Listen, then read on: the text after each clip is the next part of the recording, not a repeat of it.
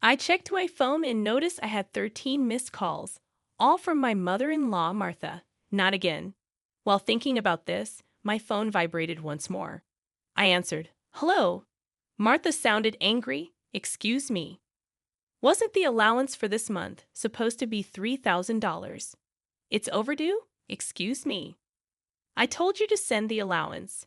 This month's payment hasn't been deposited yet."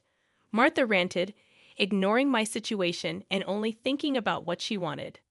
I was fed up with her.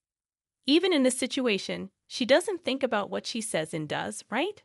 I have no choice but to go for my last option.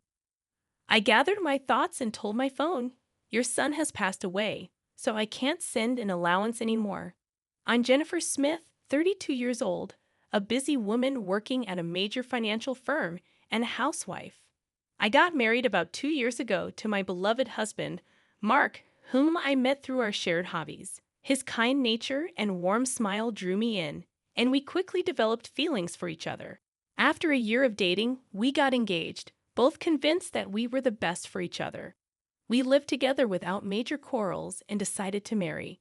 Everything was smooth until a problem arose. Martha, my mother-in-law. My father-in-law passed away a few years ago, leaving Martha as Mark's only family. The trouble began when I first visited her before our wedding. "Nice to meet you." Martha clearly showed displeasure. "So, you're Mark's fiancé?" "Yes, I'm Jennifer Miller." "You're a rather plain girl. I wonder what Mark sees in you, huh?" I couldn't tell if she was joking or serious. Having such words from my loved one's mother shocked me. Observing my distress, Mark scowled at Martha. "Hey, Mom, what's with the sudden harsh words? How can you say such things about the person I chose?" "No, Mark, I'm just trying to pick a suitable woman for you." "Pick? I'm the one who chose her. You have no right to interfere. Don't say it in such a cold way.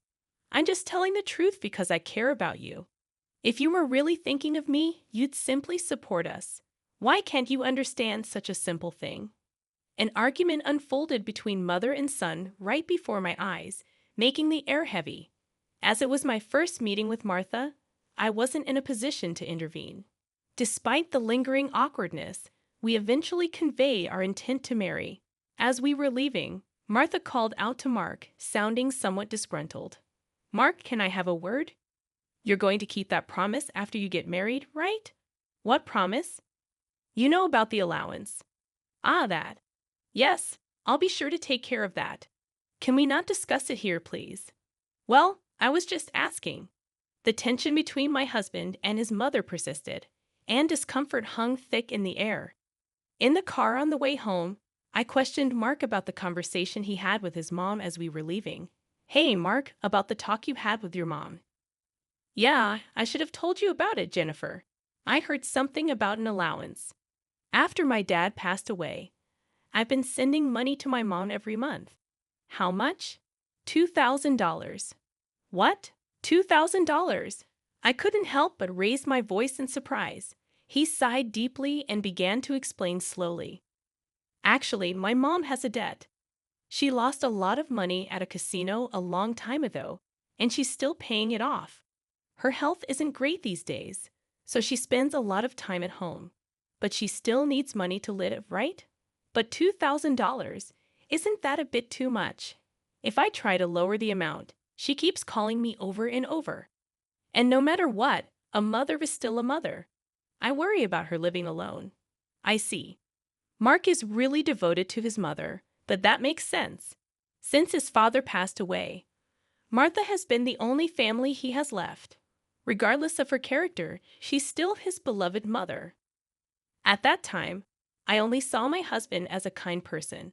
2 months after our wedding, during my lunch break one day, I got a call on my smartphone. The call was from Martha.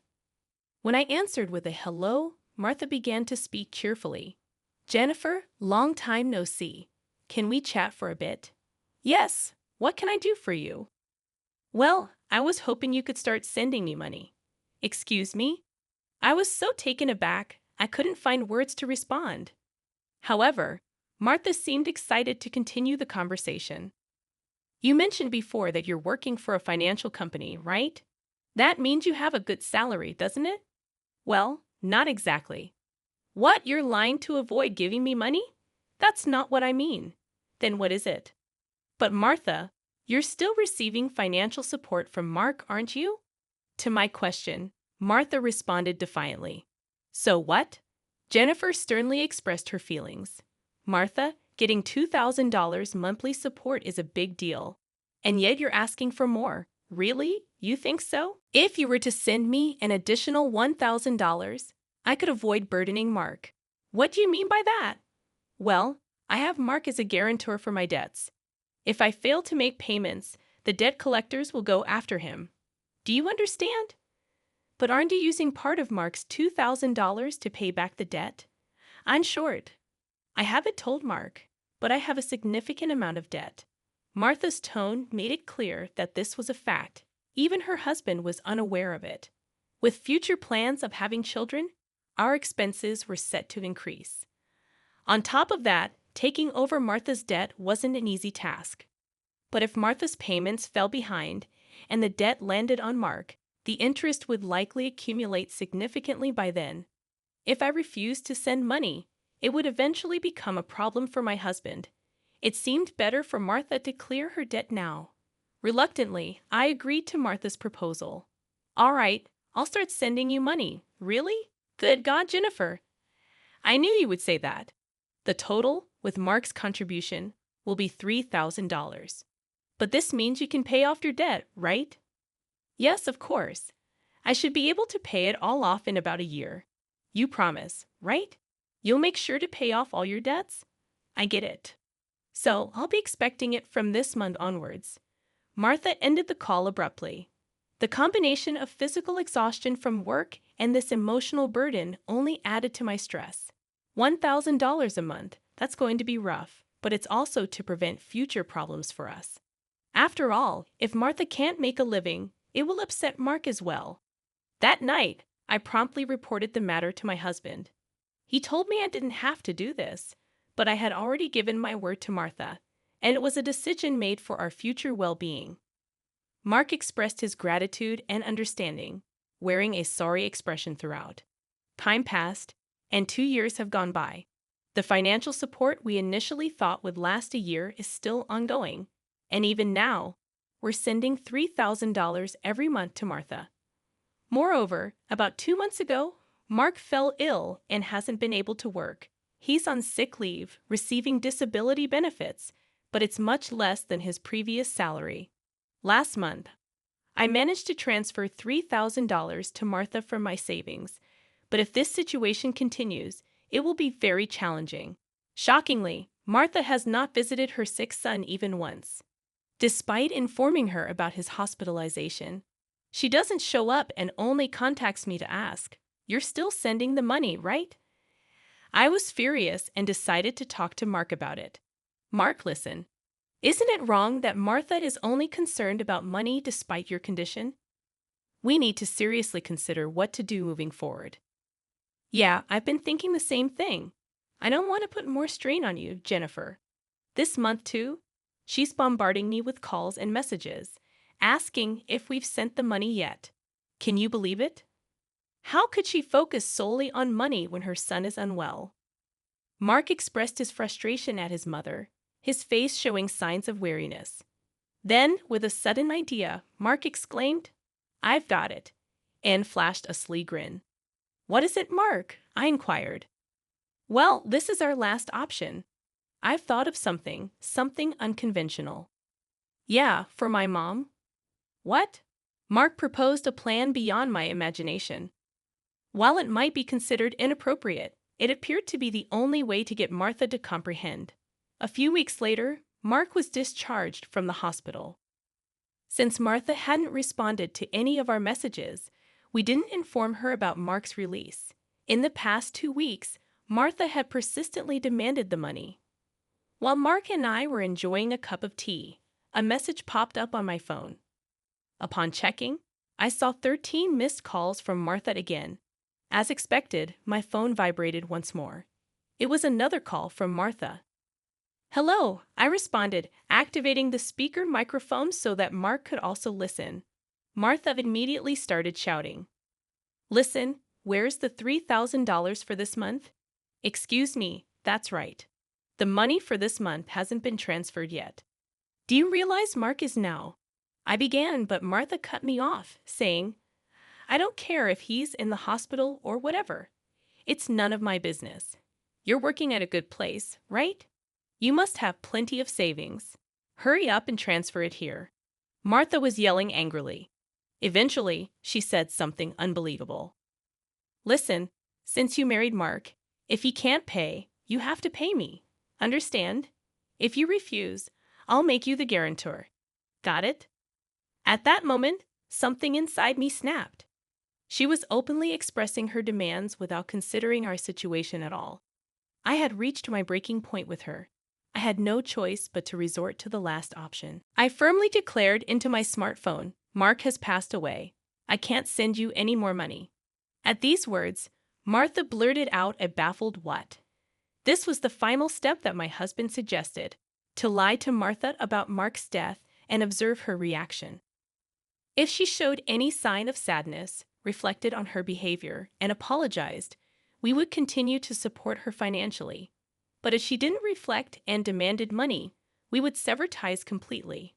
Deep down, I believed that even someone like Martha would deeply reflect on her actions if she were told that her own son had died. But in the very next moment, Martha burst into loud laughter. Yay, what's so funny? I asked. Well, isn't it obvious? If Mark is dead, that means his inheritance will be distributed to me too.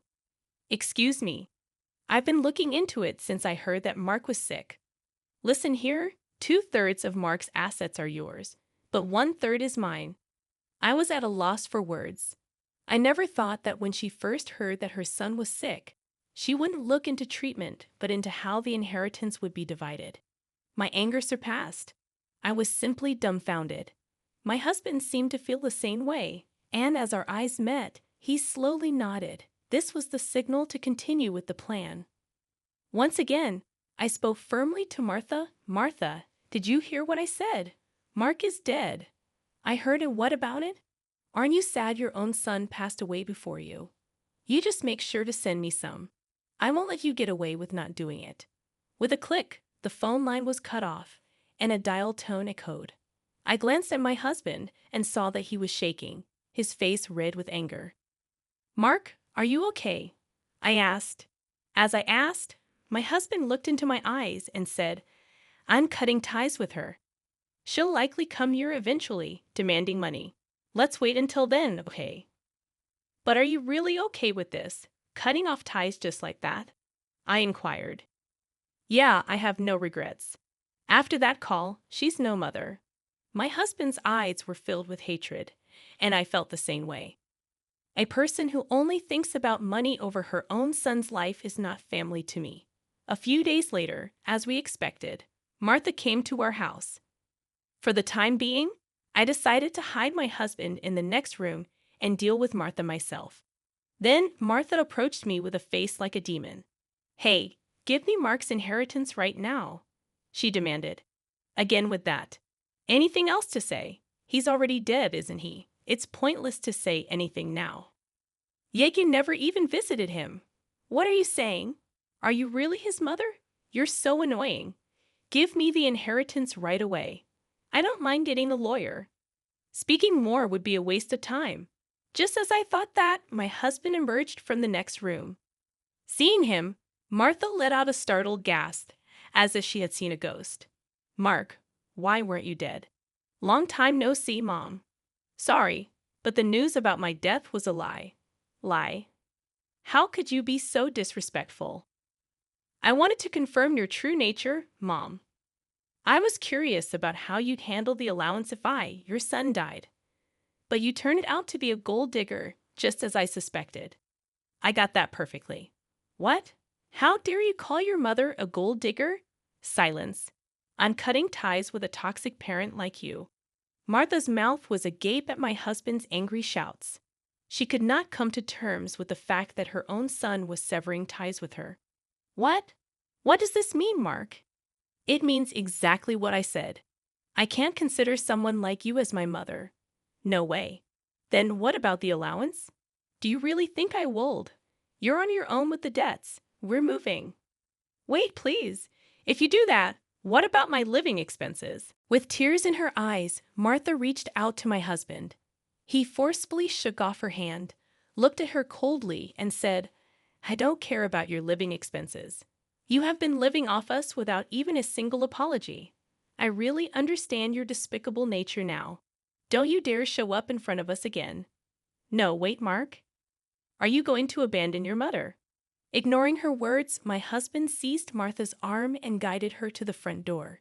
He tossed her shoes and bag outside and escorted Martha out of the house.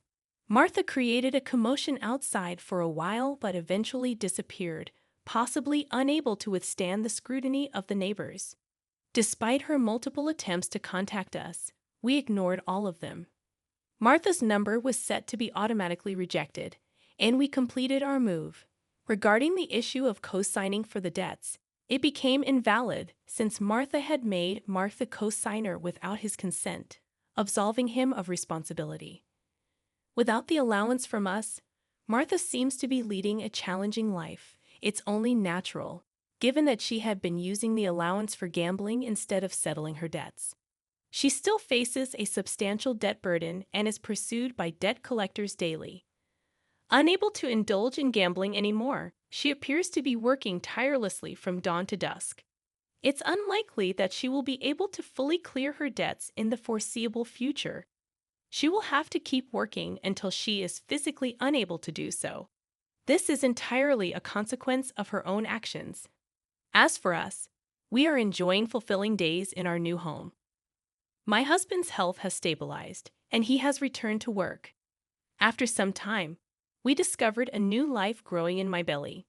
We are expecting an additional member in our family next year. Moving forward, we aim to cherish happy moments as a family of 3.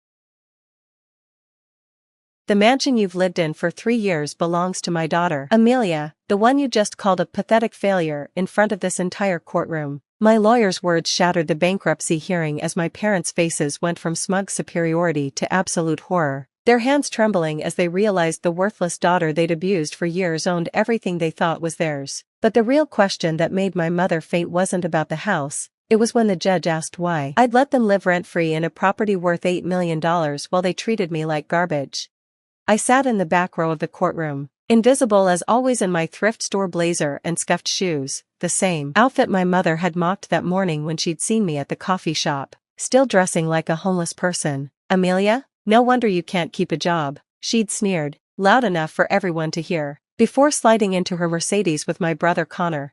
They hadn't recognized me here in court. Why would they? To them, I was just another face in the gallery, probably some law student observing proceedings. They were too focused on their performance, playing the victims of a cruel economy that had stolen their fortune.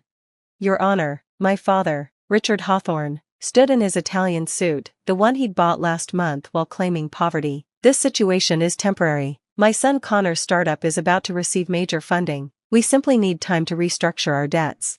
Connor nodded earnestly beside him, the golden child in his designer everything, the one they'd poured hundreds of thousands into while telling me college was a waste for someone without potential. His 5th startup in 3 years, each one funded by our parents, each one failing spectacularly.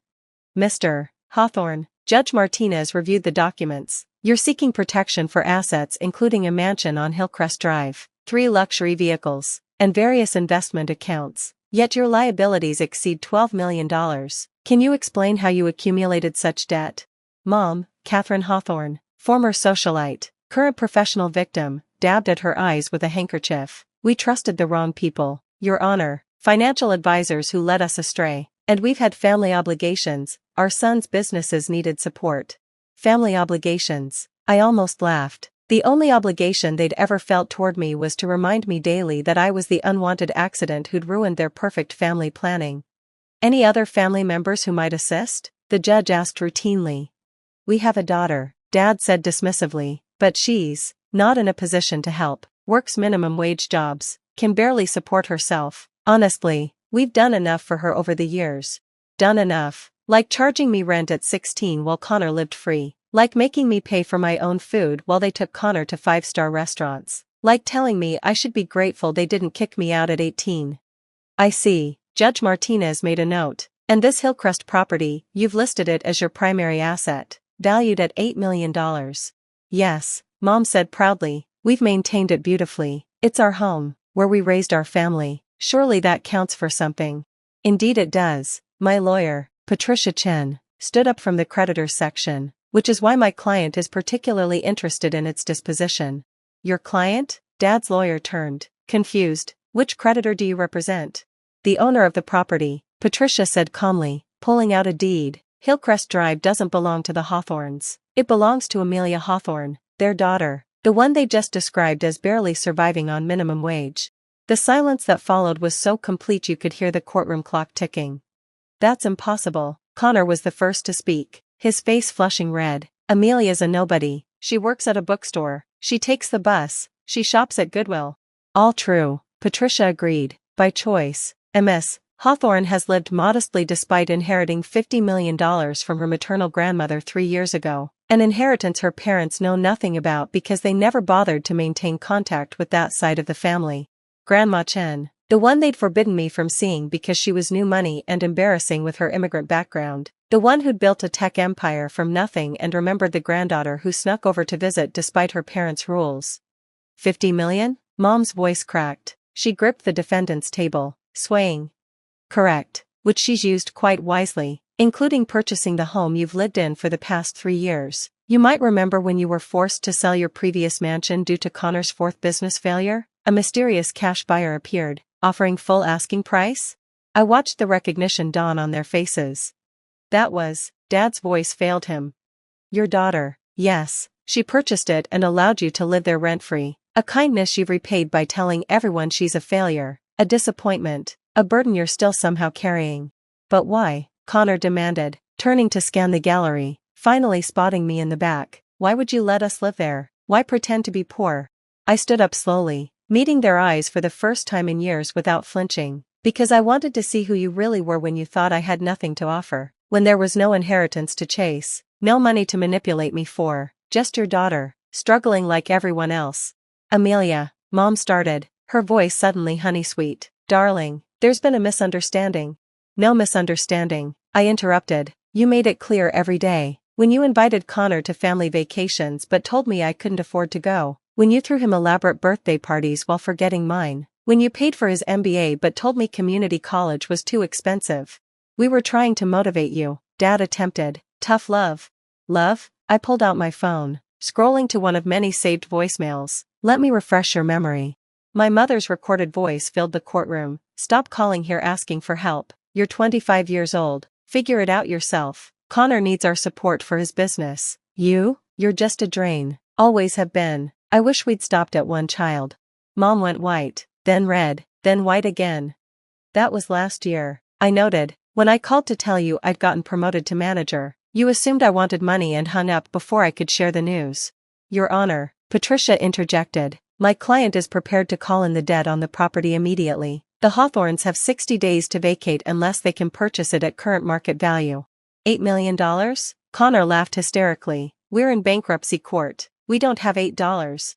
Then you'll need to find alternative housing, I said. I hear there are some decent apartments near the bookstore where I work. You know, the one you said I should be embarrassed about? The owner's lovely. She pays fair wages and treats everyone with respect. Foreign concepts to you, I know. You can't do this. Dad stood up, his face purple with rage. We're your parents. We gave you life. And reminded me daily what a mistake that was. I shot back. Do you know what Grandma Chen told me before she died? That she'd watched you poison me with your favoritism and contempt. That she was leaving me everything because she knew you'd never share a penny with the child you deemed worthless. That money should have been ours. Mom shrieked. All pretense gone. We're her family too. The family that banned me from seeing her? The family that called her that Chinese woman and refused to attend her funeral? That family? Judge Martinez banged his gavel. Order, Ms. Chen. Do you have documentation for this property claim? Complete documentation, Your Honor. Patricia presented the papers, including 3 years of property tax payments, maintenance costs, and utilities, all paid by Ms. Hawthorne while her family lived there free of charge. totaling approximately $400,000 in carrying costs. $400,000, Connor repeated faintly. You spent $400,000 to maintain a house for people who treated you like dirt? I wanted to believe, I said quietly, that if money wasn't an issue, if you had everything you needed, maybe you'd finally see me as your daughter, not a burden or a disappointment, just, your child. But the experiment failed, Patricia continued. Rather than gratitude, the Hawthorns continued their pattern of emotional abuse. Ms. Hawthorne has recordings of dozens of instances where they've belittled her, excluded her, and blamed her for their own failures, all while living in her house. Recordings? Mom gasped. Did you think I was stupid as well as poor? I asked. Every cruel word, every dismissal, every time you told people I was nothing while standing in my living room, I recorded it all. Not for court, for therapy, to remind myself I wasn't imagining the abuse. Abuse? Connor scoffed. We never laid a hand on you. There are more ways to destroy someone than physical violence, I said. You taught me that. Every Christmas where my stocking was empty while yours overflowed. Every family photo I was cropped out of. Every achievement of mine that was dismissed while your failures were celebrated. Your Honor, Dad's lawyer attempted. Surely there's precedent for familial obligation. To adult children who treat their parents with contempt. Judge Martinez raised an eyebrow. I think not. Ms. Hawthorne, you have every right to reclaim your property. But where will we go? Mom wailed. We have nothing. You have each other, I pointed out. And Connor, your precious, perfect son with all that potential. I'm sure his fifth startup will succeed any day now. This is cruel, Connor spat. You're enjoying this. No, I said honestly, I'm heartbroken. Do you know what I would have given for just one family dinner where you asked about my life? One birthday card with actual thought behind it? One moment where you looked at me with something other than disappointment? We can change, Mom said desperately. Amelia, sweetheart, we can be a real family now. We understand, you have money, we could help you manage it, invest it properly. And there it is. I laughed bitterly. Even now, you don't see me, you see $50 million. You see what I can do for you, not who I am. That's not true, Dad protested. Then tell me, I challenged, without looking it up on your phone. When's my birthday? Silence. What's my middle name? What did I study in community college? What's my favorite color? Name one friend I've had, one hobby, one dream I've shared. Nothing. I can tell you Connor's birthday, middle name, major, favorite everything, I continued, because you talked about him constantly. But me? I was just the ghost who lived in the spare room and paid rent. We're sorry, Connor said suddenly, and for the first time in our lives, he might have meant it. Amelia, we're sorry, we were horrible to you. Yes, I agreed, you were, and I'm sorry too. Sorry I wasted 3 years hoping money would change you. Sorry I believed that if I just gave enough, sacrificed enough, maybe I'd finally be worth loving. So what happens now? Mom asked quietly. All fight gone. Now you start over, I said, like I did at 18 when you changed the locks while I was at work, like I did at 21 when you told everyone I was dead to you because I wouldn't give Connor my savings, like I did every time you broke me down and I had to rebuild myself. And the house? I'm selling it, donating the proceeds to charities that help abused children, kids who, like me, grew up believing they were worthless because the people who should have loved them most treated them like burdens. $8 million? Connor breathed. $8 million that will actually do some good. Instead of enabling your next failed venture or mom's shopping addiction or dad's golf club memberships while you all pretend to be broke. Judge Martinez cleared his throat. If there are no other creditor claims on the Hillcrest property, I'll need to adjust the bankruptcy filing. Mr. and Mrs. Hawthorne, you'll need to provide alternative housing arrangements within 60 days. 60 days, Dad repeated numbly. That's 59 more than you gave me, I reminded him. Patricia, please arrange for movers on day 59. If they're not out, donate everything inside to charity too. You can't take our belongings, Mom protested. The furniture I paid for, the art I bought, the electronics I provided, check your receipts, Mom. Or wait, you never kept any because you assumed it was all yours, just like you assumed I'd always be nothing. I turned to leave, then paused at the door. You know what the saddest part is? If you'd shown me even basic kindness, I would have shared everything. The inheritance, the house, the future. I didn't want to be rich alone, I wanted a family, but you couldn't even pretend to love me when you thought I had nothing. Amelia, wait, Connor called out. What about trying again, starting fresh? I looked at him, really looked at him. The golden child who'd never questioned why he got everything while I got nothing, who'd joined in their mockery, their dismissal, their cruelty, because it benefited him. My number hasn't changed in 10 years, I said, neither has my email. You've had thousands of days to reach out, to be a brother, to show you cared about more than money. You never did, not once. We didn't know. You didn't know I was rich, but you knew I was human. That should have been enough. I left them there in the courtroom, with their bankruptcy and their shock and their too late regrets. Patricia caught up with me in the hallway. You okay? I will be, I said, surprised to find it was true. For the first time in my life, I will be. They'll contest this, she warned. Claim undue influence, mental incapacity, anything to get that money. Let them. I have 3 years of evidence showing I'm the only stable one in that family, and they're about to discover what I learned long ago. When you have nothing, you find out who really cares about you. Think they'll learn from this? I glanced back at the courtroom doors. Connor might. He's young enough to change. Maybe. My parents? They'll spend the rest of their lives telling people how their ungrateful daughter stole their fortune, how they were victims of my deception. Aren't you worried what people will think? People who matter already know the truth. My real family, the one I chose, not the one I was born into. They've watched this whole sad experiment. They're the ones who told me to stop lighting myself on fire to keep people warm who wouldn't spit on me if I was burning. We walked out into the sunlight, and I felt something I hadn't experienced in years. Freedom. Not from poverty. I'd never truly been poor since Grandma's gift. Freedom from the desperate need to earn love that was never available for purchase. What now? Patricia asked. Now I stop pretending, I said. I'll keep working at the bookstore because I love it, not because I have to. I'll travel to places my grandmother dreamed of seeing. I'll build a life filled with people who knew me when I had nothing and loved me anyway. And your family? They'll survive, or they won't, but either way, it won't be my responsibility anymore. I've spent 28 years trying to buy their love with sacrifice, silence, and finally, cold hard cash. Turns out love isn't for sale, and people who charge you for it, they're not selling what you think you're buying. My phone buzzed. Connor, again.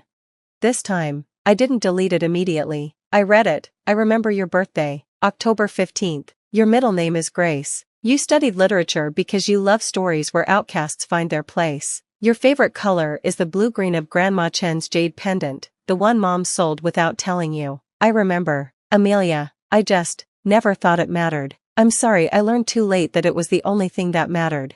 I stared at the text for a long moment, then typed back, actions matter more than memories. Call me in a year. Show me who you are when there's nothing to gain. Maybe then we can start building something real. It was more than they'd given me, but then again, I'd always been better than them. Not richer, though that turned out to be true too. Just better at being human. And in the end, that's the only wealth that really matters. The rest is just numbers and accounts, deeds to houses, things that can be bought and sold and fought over in bankruptcy court. But the ability to love without condition, to give without expectation, to see people for who they are rather than what they can provide? That's priceless. And it's the one thing my parents, with all their greed and manipulation, never managed to steal from me. They tried, though. God, how they tried. But you can't steal what someone refuses to surrender. And I might have pretended to be poor, but I never pretended to be broken. That's the difference between us. They were always broke, even when they had millions. And I was always rich, even when I had nothing. Grandma Chen knew that. It's why she left me everything. Not to make me wealthy, but because I already was. Why are you ignoring me? I've decided not to talk to people I don't know. I get it. I'll move out of my in-laws' place. They're totally ignoring me. I expected it from my mother-in-law, but I never thought my father-in-law would treat me this way. There's a reason why my in-laws, who used to be nice, changed. It's because of my sister-in-law who doesn't like me. Ever since she came back home, our peaceful life together has been completely messed up. Don't expect me to regret it, okay? You think I'm gonna feel sorry about this? Think again, jerk. I packed my stuff and left my in-laws' house. And guess what? Just 3 days after I left, their house turned into chaos. I met my husband at work. He worked in sales and came to my office often, and I was the main person he dealt with. As we spent more time together in meetings and chats, I started to like him. He was caring and kind, tall and not necessarily conventionally handsome. but he had this charm about him. He was popular, but for some reason, he said he liked me, and we started going out. We talked about our families, and he told me about his parents and sister. I lost my parents in an accident when I was young and grew up in an orphanage. It was a big deal for me, but when we started dating, I told him about my past. He said, "That sounds tough, but I'll always be there for you." And then he asked me to marry him.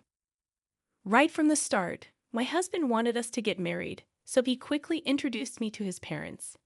During the meeting, I shared about my time growing up in an orphanage. They listened carefully and assured me that it wouldn't affect our marriage. It made me really happy.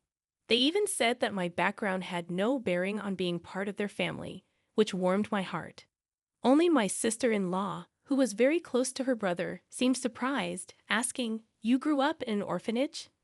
My husband had to talk to her about it. Looking back, she probably didn't like me from the start. But I didn't dwell on it then. I just thought we were getting to know each other. Before we got married, my husband and I talked about moving in with his parents. We thought about it seriously, but in the end, I decided not to leave my job.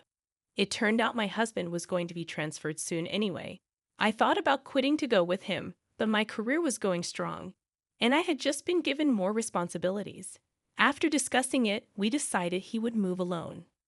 After tying the knot, I wanted to enjoy that newlywed bliss for a while.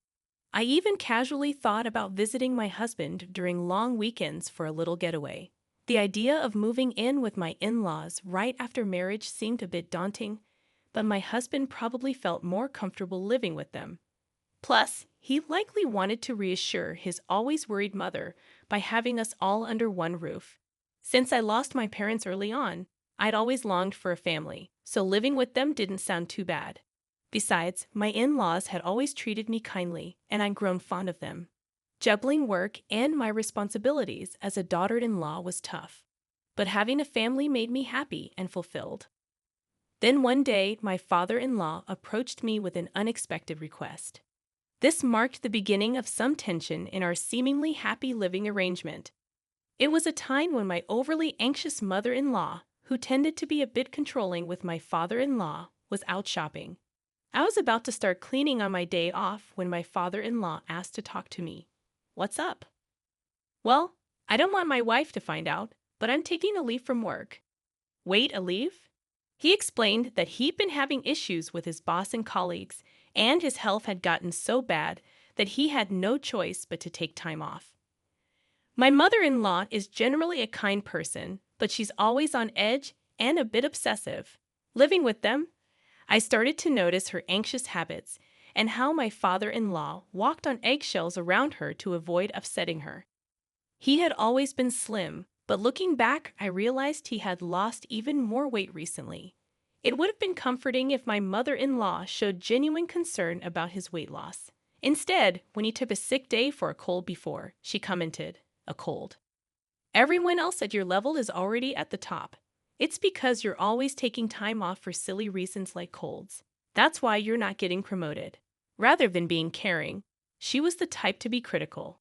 He probably tried to soldier on no matter how bad he felt. But his health kept declining, and he started taking more sick days to secretly visit the hospital. He was really struggling both mentally and physically. With his frequent early departures, lateness, and days off, there was talk of him possibly needing to take a break from work. But my father-in-law was hesitant to upset my mother-in-law in any way. If he even suggested taking time off, she'd likely explode with anger. Plus, my father-in-law didn't earn much, and he relied on overtime pay, so taking a break would mean a significant drop in income. If he told my husband, he'd probably end up telling my mother-in-law, so he came to me, asking if I could help with the bills. If I mentioned taking a break, she might even leave me. Those words hit me hard. I was grateful to my in-laws for accepting me warmly, regardless of my background growing up in an institution. Determined to be there for them, I decided to assist him during this tough period. "I understand. I'll send money to your account every month. Use it for expenses." "I'm really sorry. I'll try my best to get better soon and go back to work. Thank you for trusting me." After that, my father-in-law continued his routine of pretending to go to work while I sent money to his bank account for living expenses. My mother-in-law, who wasn't very meticulous with her finances, never noticed my transfers because she didn't check her bank statements closely or keep track of household expenses. Meanwhile, my father-in-law would pretend to head to work, but instead visit a mental health clinic or take walks in the peaceful mountains.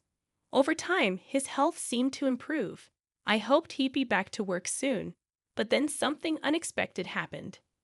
After a disagreement with her husband, my sister-in-law decided to go back to her parents' home. There's no place like home.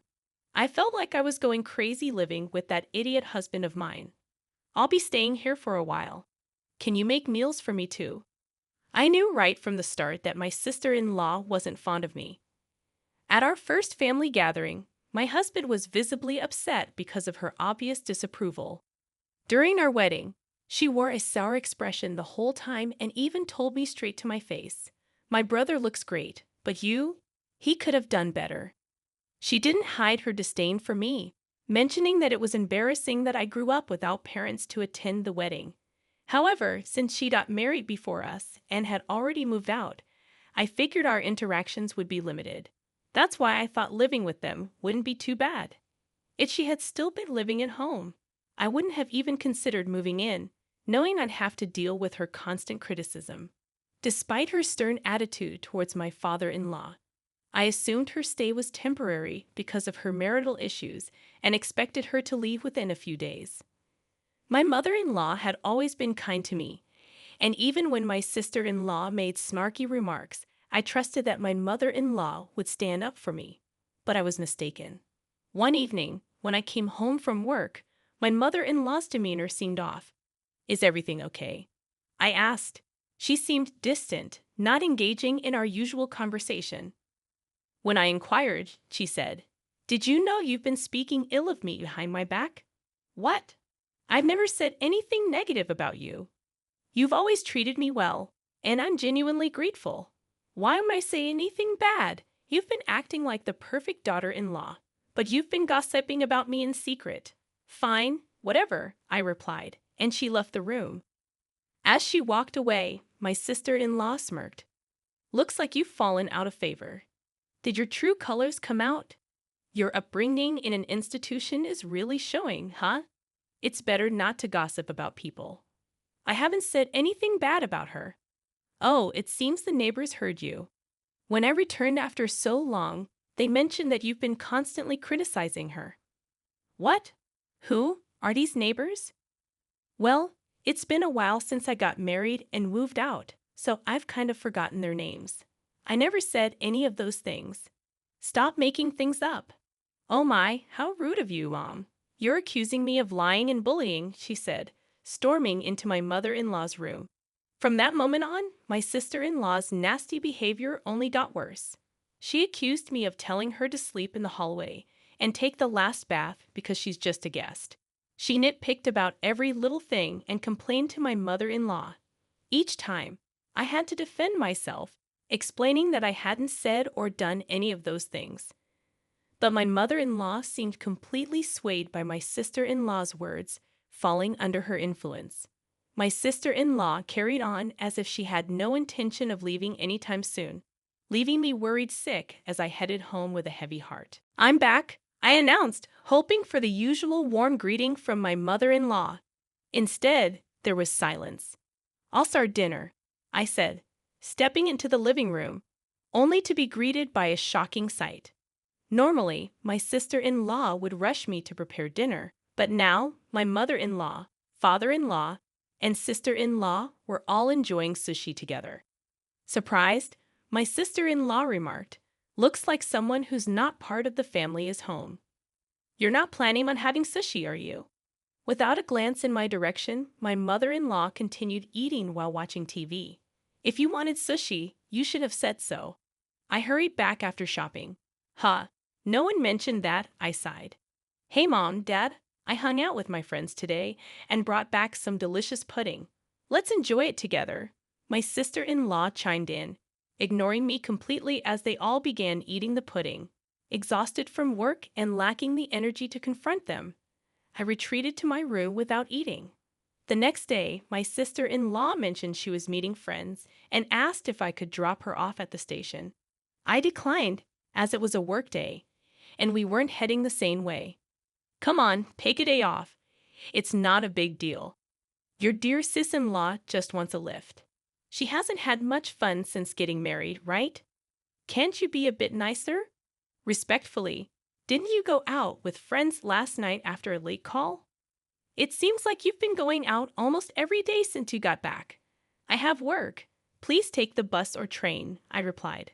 My mother-in-law and sister-in-law were whispering in the background, but I had enough. I headed to work.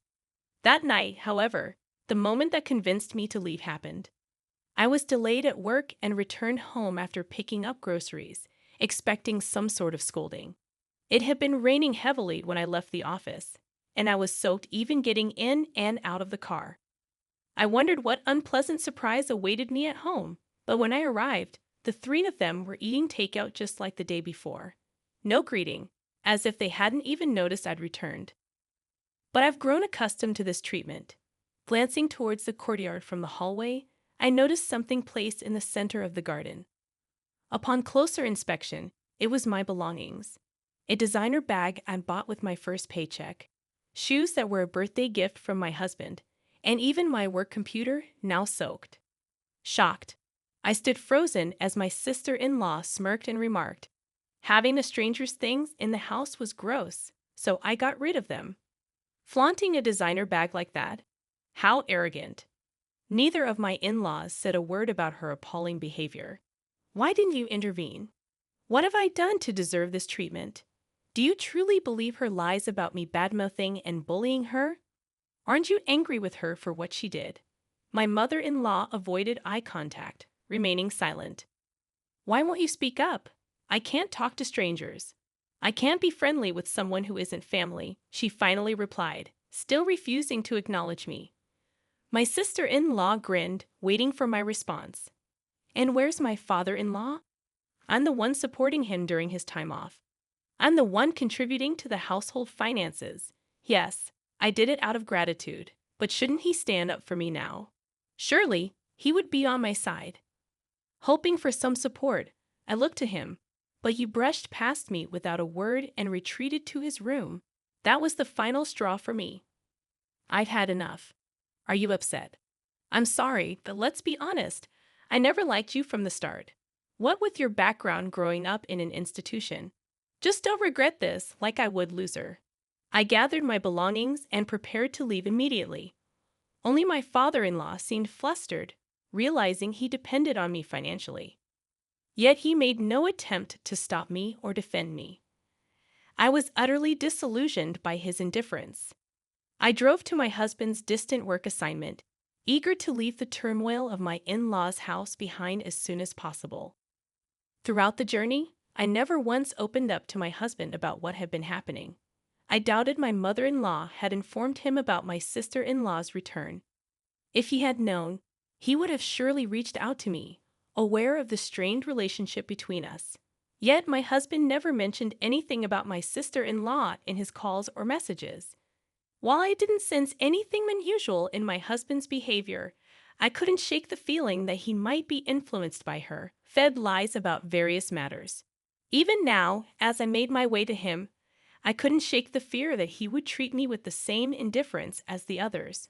My heart ached with exhaustion, torn by suspicion even toward my husband, the person I trusted most. If he shared their mindset and attitude, perhaps divorce was the only solution. That's how deeply distressed I felt.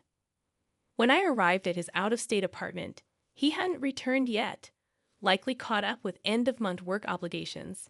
As I waited, my husband energetically walked in, perhaps noticing the lights on. "What if I knew you were coming?" "I would have rushed home," he exclaimed.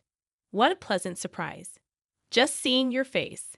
His radiant smile immediately lifted my spirits.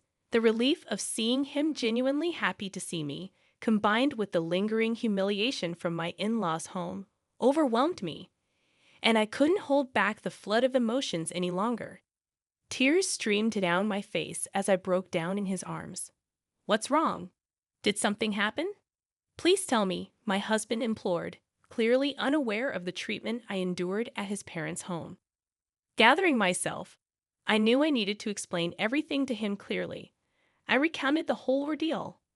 How I'd been supporting his father financially, who had taken medical leave without informing his wife.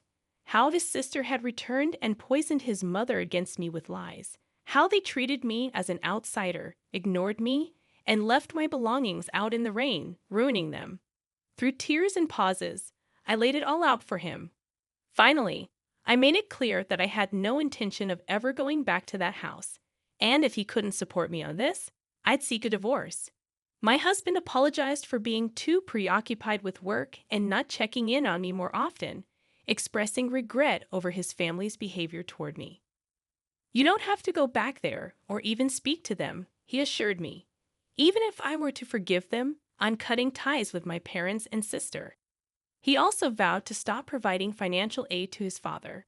That night, I felt the weight lift off my shoulders. The tension dissolved, and I slept peacefully by his side. After leaving my in-laws' house, I never returned. While commuting from my husband's out-of-state location wasn't feasible, I had already discussed with my company the possibility of working remotely. Since my sister-in-law and mother-in-law had begun treating me harshly, my job didn't necessarily require me to be in the office all the time. Many of my colleagues and supervisors also worked remotely. Although I still needed to visit the office a few times a month, several colleagues lived even farther away, so transitioning to remote work wasn't an issue. I hadn't truly experienced married life since moving in with his family and dealing with my sister-in-law's bullying. But now we could finally live like newlyweds. As I was setting up my remote workstation, as expected, my sister-in-law contacted me. It turned out that the day after I left their house was the day my father-in-law was supposed to get paid. Usually, my mother-in-law withdrew a certain amount and transferred it to their household account on payday, but this time she couldn't. Of course not. Until now, I have been supplementing my father-in-law's reduced salary due to his time off, I thought. Upon checking their balance, my mother-in-law confronted him, and he confessed that I had been helping them financially. Hey, why didn't you tell me you were covering the living expenses? He told me not to, saying he didn't want you to know, so I kept it a secret. Anyway, we're running out of money for living expenses, and there's no one to cook or do laundry. The room is a mess. As his wife, you need to come back and take care of these things and transfer money quickly. How heartless. I told you, didn't I? I don't regret this. I have no intention of going back to that house or continuing as your maid. Why should I help people who hate me, destroy my belongings, and treat me like this? Aren't you his wife? Without your help, we can't pay the electricity or gas bills. We can't even go shopping. That's why I said it. I'm an outsider, so it's none of my business, right? I hung up, ignoring my sister-in-law's ranting. Despite their relentless calls and messages, I continued to ignore my sister-in-law and mother-in-law. Even after my husband returned from work, they persisted in their attempts to contact us. When my husband finally answered, he firmly declared, "I'll never forgive you for how you treated her, and I'm never sending her back to you. I'm not coming back either. I don't consider you my family anymore. Stay away from my wife, or you'll regret it." Given my sister-in-law's affection for her brother and my mother-in-law's dependence on him, they were likely shocked by his words.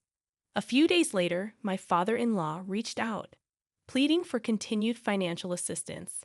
Despite their acceptance of me, a girl from an orphanage, into their family, I couldn't overlook their lack of support during my time of need, despite all the help I had provided. I don't owe them anything. Why should I help those who ignored me? I'll never assist you again, I firmly stated before ending the call. Subsequently, my persistent mother-in-law and sister-in-law audaciously appeared at my workplace. Anticipating trouble, I had informed my company beforehand and security was immediately alerted. They caused a scene, demanding that I send money back home. Upon hearing this, my husband insisted, "Report them to the police." My colleagues at work were supportive, expressing disbelief at my past living situation. Focus on your remote work, they encouraged. Meanwhile, the pressure from my mother-in-law and sister-in-law took a toll on my father-in-law's health, leading to his resignation. My sister-in-law attempted to return to her husband's family, only to be rejected due to her affair, which had been the original cause of their conflict. This incident exacerbated their problems, resulting in an immediate divorce. Left without a home, my in-laws and sister-in-law relocated to a modest apartment, finding employment in part-time positions to make ends meet. Meanwhile, my husband and I finally found peace and fulfillment in our lives. Recently, we received the joyful news of our impending parenthood and eagerly await the arrival of our child, cherishing each moment together. By the way, it seems that Paul's only junior had been complaining to others about how poor his leadership was, to the point that he couldn't even consider him a boss. Paul overheard this, and they are currently in the midst of a dispute. He should have known how important it is to take care of your own junior. As for me, I had been offered a position at our overseas headquarters. I had been declining due to the current circumstances and out of consideration for Paul.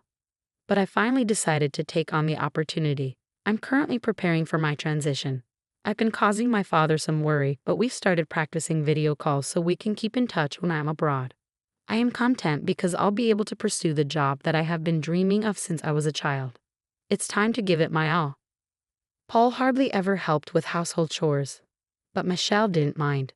When they went out together, Paul always took charge, letting Michelle relax and enjoy herself without any worries. It felt like they had a good balance in their relationship. However, everything changed when Michelle's mother passed away. While Michelle was at work, her father called to tell her that her mother's health had gotten worse and she had collapsed. Michelle rushed to the hospital and said her final goodbye to her mother.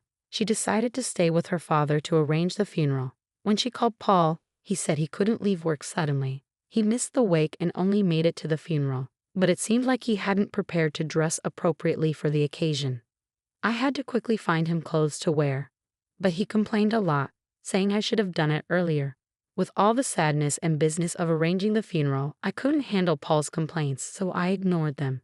But he didn't seem to appreciate that and stayed in a bad mood. Since then, it feels like we've been arguing more in our marriage. It's normal to have disagreements after being married for 3 years, but lately, Paul has been picking fights aggressively. He's always telling me what to do and taking charge. I got tired of it and tried saying no a few times, but he didn't know where things were in the house. So simple tasks took a long time. Plus, he complained while trying to help, making an even bigger mess.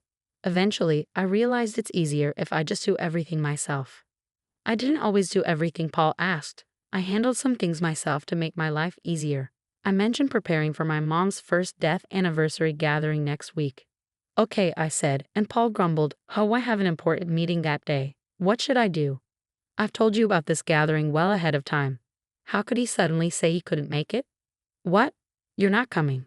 Paul let out a heavy sigh. It's not that, but it'll be hard to leave everything to my subordinates, you know. He seemed pleased with his recent promotion and often talked about his junior team members. I felt like sighing right along with him. Please make arrangements for it, all right? I stressed.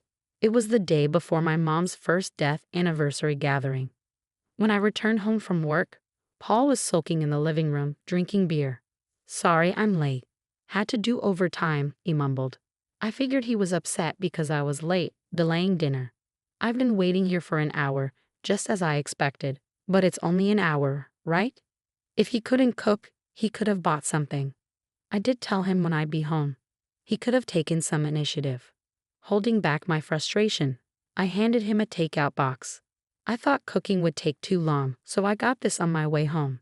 In response, Paul slammed his beer glass on the table. Takeout again. Aren't you slacking off a bit too much lately? The last time I got takeout was about 2 weeks ago. Sure, I've been busy, and maybe I haven't been cooking every day, but still. I make sure to eat balanced meals and avoid relying on packaged food too much. Even though I don't think I deserve criticism, as I debated whether to respond, Paul, misunderstanding, added insult to injury. Can't argue when it's true, huh? Do your chores properly. You've been coming home late and claiming overtime. Maybe you're out cheating. Paul's words ignited the resentment I'd been feeling. If you know I'm working late, the least you could do is make dinner. You don't have to cook. Picking up takeout isn't that hard. I always tell you when I'll be late, and even with my busy schedule, I handle all the household chores. There's no need for that attitude. Paul glared at me. You're 3 years older, remember? I could have married a younger woman, but I chose you, Paul said, expecting gratitude and obedience. You should be thankful and listen to me. No one else would want you, so you'd be in trouble if I left, right? Did he really just say that? I was furious and couldn't hold back. If you wanted a younger woman, you should have married one before we got together. I asked if you were okay with me being older, and you said yes. That's why we got married. Even without you, I can manage my life. Paul laughed mockingly. Fine, let's get a divorce. With that, he grabbed his beer and takeout and went to his room. We've argued before, but this was different. I was done with him. I decided to eat my takeout to calm down. Maybe he was just hungry and annoyed, I thought as I ate. But I couldn't shake the disbelief that this was happening the day before my mom's death anniversary.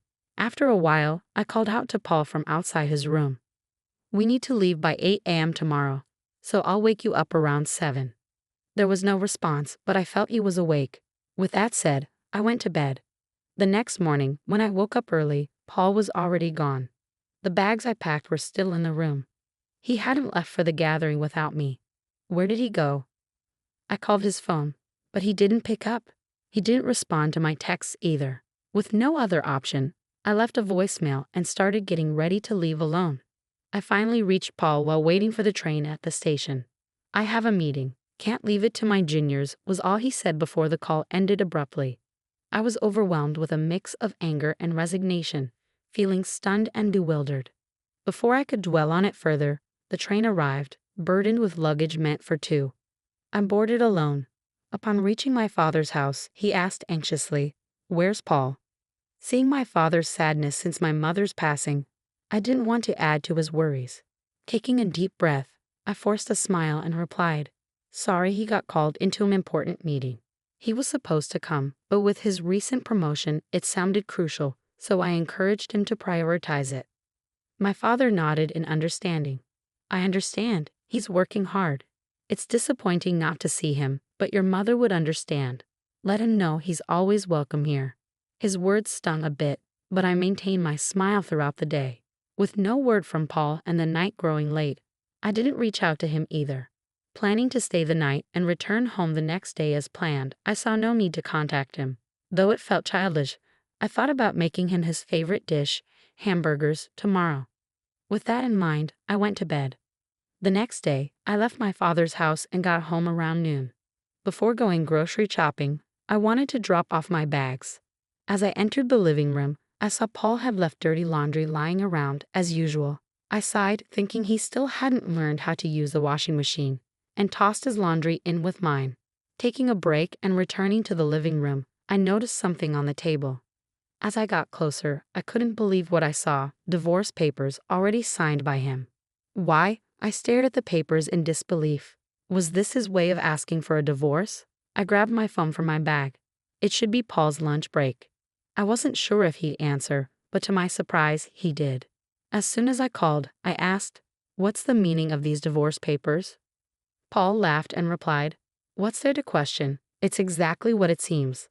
I don't want an older wife who won't handle household chores. That's why I want a divorce. If we split, I can find a younger wife. After all, a wife is like a status symbol, right? I can't boast about you because you're older. It's tough when my team asks about you, and avoiding the topic isn't easy." I was speechless, unable to respond.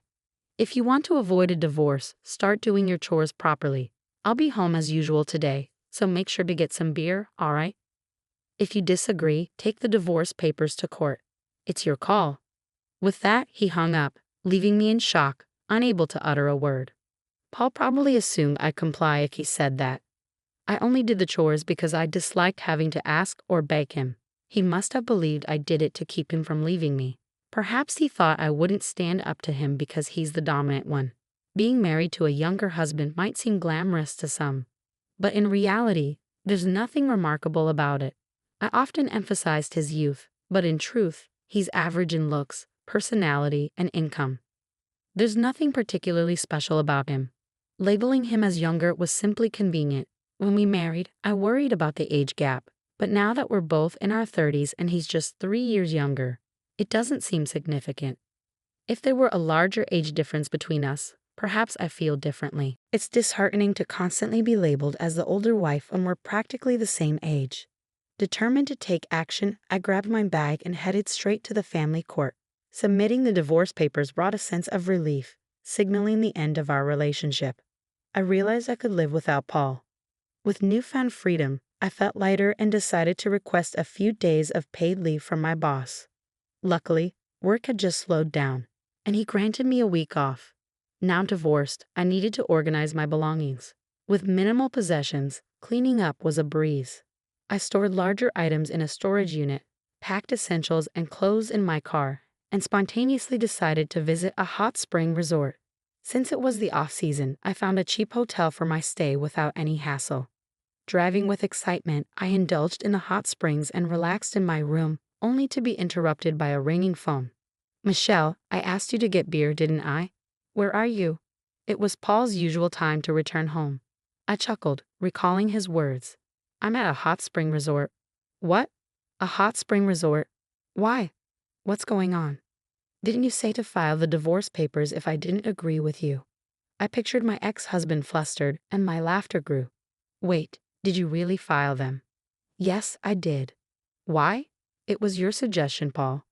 "Have you forgotten what you said earlier?" His tone became perturbed. "Wait, are you joking? When you say hot spring resort, do you mean some nearby spa? If so, I'll get dinner, so come home soon." I couldn't help but laugh at the sudden, seemingly caring tone as he claimed to be a considerate husband. It took about an hour and a half of driving. There's even an outdoor natural hot spring. It's so relaxing. I hope it doesn't rain tomorrow. Since you're going to get your own dinner, I've already packed my things so you won't have to worry about me coming back. Take care of yourself. Paul begged me to return, but I had no intention of going back. You're the one who initiated the divorce.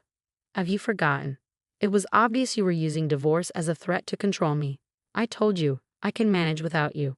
Now that you've divorced your older wife, go find a younger one. Whether you can or not, I don't know. Paul fell silent. It's none of my business, but you should consider moving out of that apartment too. Finally, Paul spoke again. Why should I? His voice was barely audible. Think about your income. You'll go broke soon if you keep living there. You can't clean, do laundry, or cook. You'll need housekeeping and dining out, right? That costs money. It would be a problem if most of your salary went into rent. You thought you were the provider, but my salary is nearly double yours. You never provided for me. If anything, it was the other way around. Also, you were overconfident just because of one junior. But did you know I have multiple juniors under me and even more under them? I don't usually talk about work because Paul gets moody, but I outrank him in both position and salary. You'd think he'd notice after living together, but it seemed like he was fine finding out now. Perhaps Paul, being dominant and proud, kept his ego intact by looking down on me. Now that he can't, he must feel defeated. I've shattered his pride as payback for all these years. The reason I handled household chores without complaining, despite your domineering behavior, was partly because you were younger and I cut you some slack, and partly because it was too much hassle to ask you for anything. It's not like I needed you to stay with me. I was just taking care of your needs along with mine. So when you said, do the chores or we divorce, of course I chose divorce. We're strangers now. Goodbye then. I said what I needed to and hung up. Feeling refreshed, I savored the hotel's food afterward. As expected, Paul sought reconciliation, but I replied with a smile. I'm older than you. I'm sure you don't want me back. Presumably, he wasn't successful with younger women. Eventually, Paul gave up and moved out of the apartment. I hired a lawyer for the division of assets, demanding more to compensate for the burden of household chores imposed on me until now. Paul, being cheap, didn't hire a lawyer, so I had the upper hand. With my lawyer, we reached an agreement with favorable conditions for me. By the way, it seems Paul's only junior had been complaining to others about his poor leadership, to the extent that he couldn't even see him as a boss. Paul overheard this, and they're currently in dispute. He should have realized how crucial it is to support your own junior. As for me, I've been offered a position at our overseas headquarters. I initially declined due to the current circumstances and out of consideration for Paul. But I finally decided to seize the opportunity. I'm now preparing for my transition. Though I've caused my father some worry, we've started practicing video calls to stay connected when I'm abroad. I'm content knowing I'll be pursuing the job I've dreamt of since childhood. It's time to give it my all. The construction of our new home started. My husband unfortunately lost his job. He had agreed to contribute half of the mortgage, even considering taking on part-time work, but ultimately did not follow through with finding employment. Upon the completion of our new house, my husband proposed something quite daring. I've chosen to gift this house to my lovely niece as a wedding present. If you disagree with my idea, we can simply purchase another house. We should end our marriage right away. Surprised by his secret, I quickly agreed to divorce if that's what he wanted. John grinned, believing he had succeeded. After swiftly filing for divorce, he inquired about the division of property, which caused a noticeable shift in his attitude once I revealed that I knew his secret. With the help of another person, his original plan veered off course, resulting in a remarkable turn of events. We had been married for 3 years. Next year, I will be celebrating my 30th birthday, and my husband, who is in his mid-30s, talked about the possibility of having children. Given the physical demands of childbirth and the unpredictability of our current health, I decided to have children before reaching my mid-30s and discussed it with my husband. He recommended taking time before starting a family. If it felt overwhelming, he mentioned wanting children but recognized that our current home was too small for a family, suggesting we think about purchasing a house. Raising children involves significant financial commitments, and purchasing a home may entail almost 3 decades of mortgage payments. By that time, my husband will probably be in his mid-60s and retired. I wanted to avoid placing any financial strain on our children. My mother balanced a full-time job with raising me, taking care of the house, and supporting my father until she retired. I always looked up to her and chose to balance work with taking care of the home. With determination, we meticulously planned for our home, selecting a builder and initiating our new home project. Luckily, we had some savings, so we opted to increase our down payment to prevent any potential mortgage difficulties down the road. Right when everything seemed to be falling into place, my husband's company went bankrupt, leaving him without a job or any severance pay. I asked him if there were any signs of the company's impending failure, but he snapped back, saying he couldn't have known since he wasn't an executive. One morning, he found himself unable to enter his workplace due to a notice announcing the company's bankruptcy the day before. It was a small company, and it appeared that the president and other responsible parties had disappeared overnight, without even leaving that month's salary. Considering the uncertain future, I proposed that we think about buying the house, but my husband was adamant about moving forward since we had already made significant progress. Because of his strong motivation to secure a new job quickly, I decided to pause the plan. He was hopeful about swiftly securing a new job. We chose to proceed with our plan after he landed a new job. He began frequenting the job center and eagerly looking for jobs online. My spouse also secured some temporary employment while searching for a permanent job, but it was on a call basis and unpredictable. His willingness to share the mortgage payments and dedication to doing so eased my mind, especially since my income was steady and we could handle things without his help for now. I've made the decision to proceed with our home project. So far, my husband may appear dedicated and responsible, but he has a peculiar obsession with his niece, the daughter of his much older sister. She became a mother at a young age, and my husband, who became an uncle early on, showered his niece with love and attention.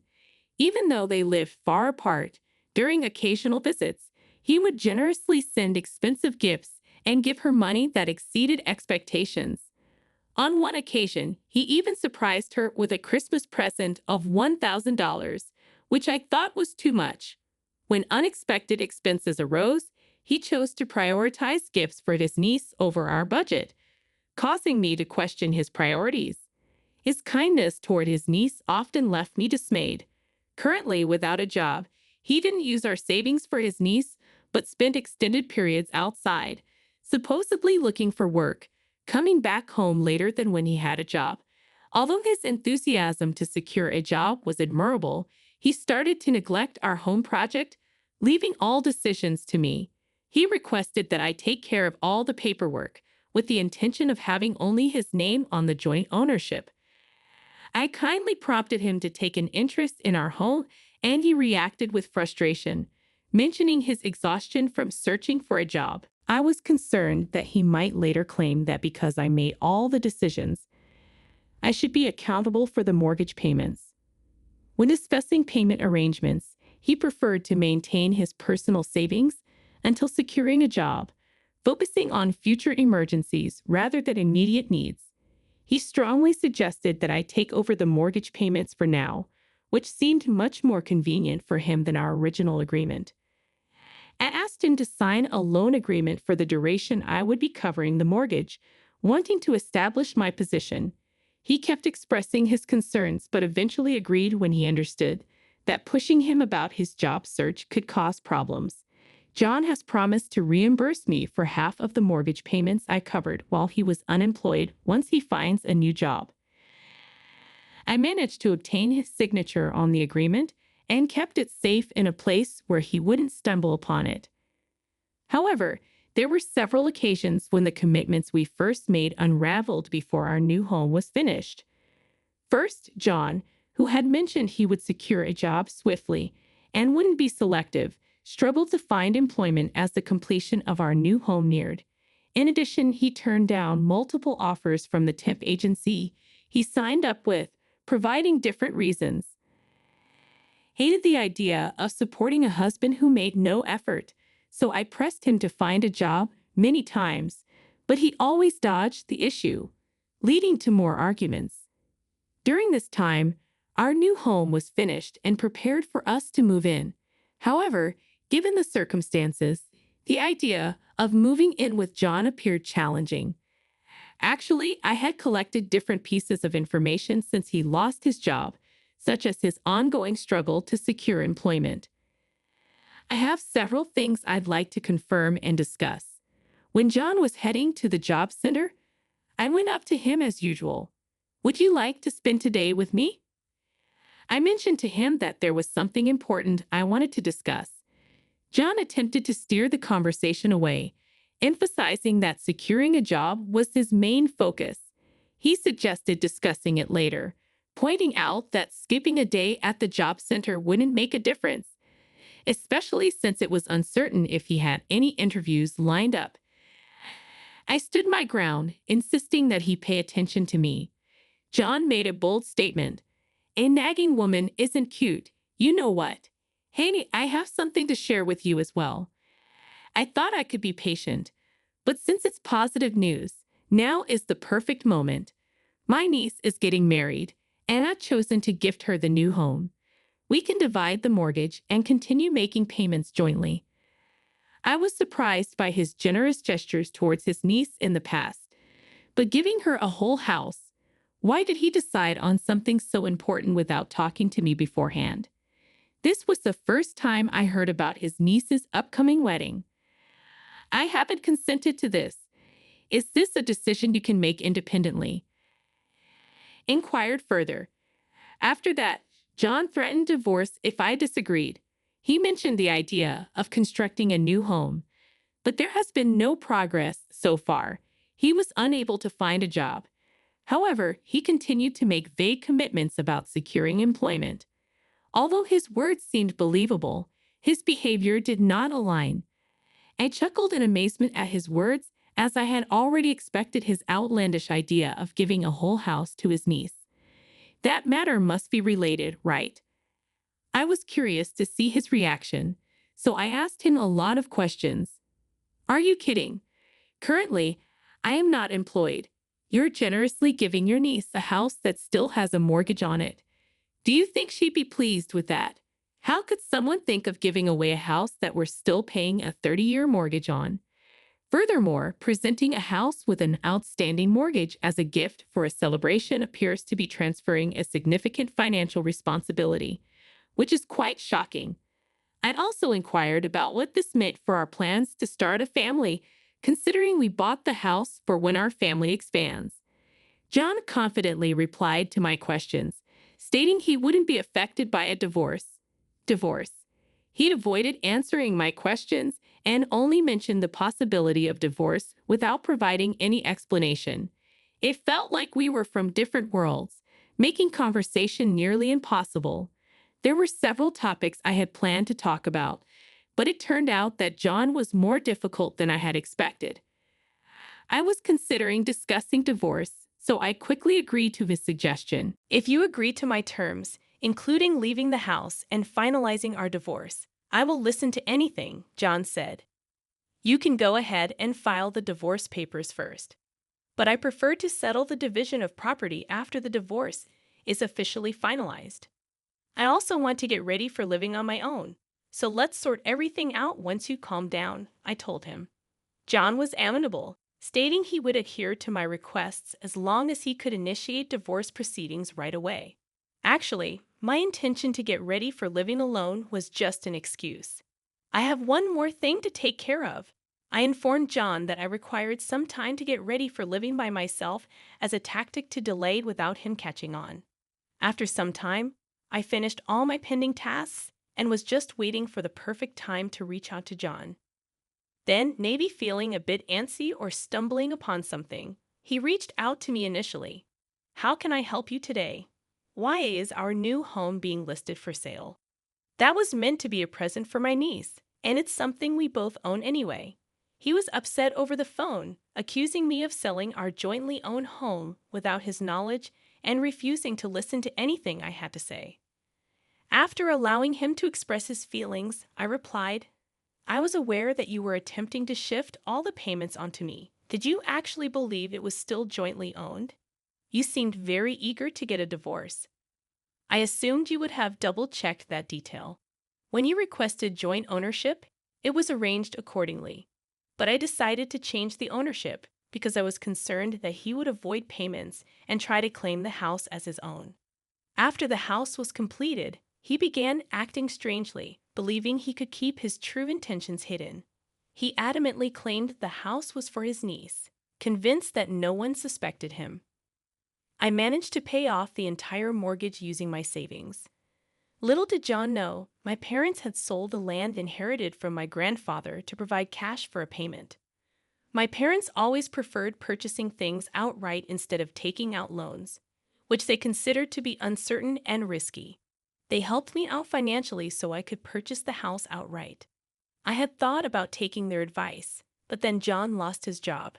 Worried that his behavior might worsen if he found out about the money, I chose to stay quiet. Furthermore, I questioned whether he would reimburse me if I paid for everything. I refrained from informing him to avoid overshadowing my parents' kindness. John was very upset when he found out about the ownership change and blamed me for not keeping our promise about the house. Is the house still standing?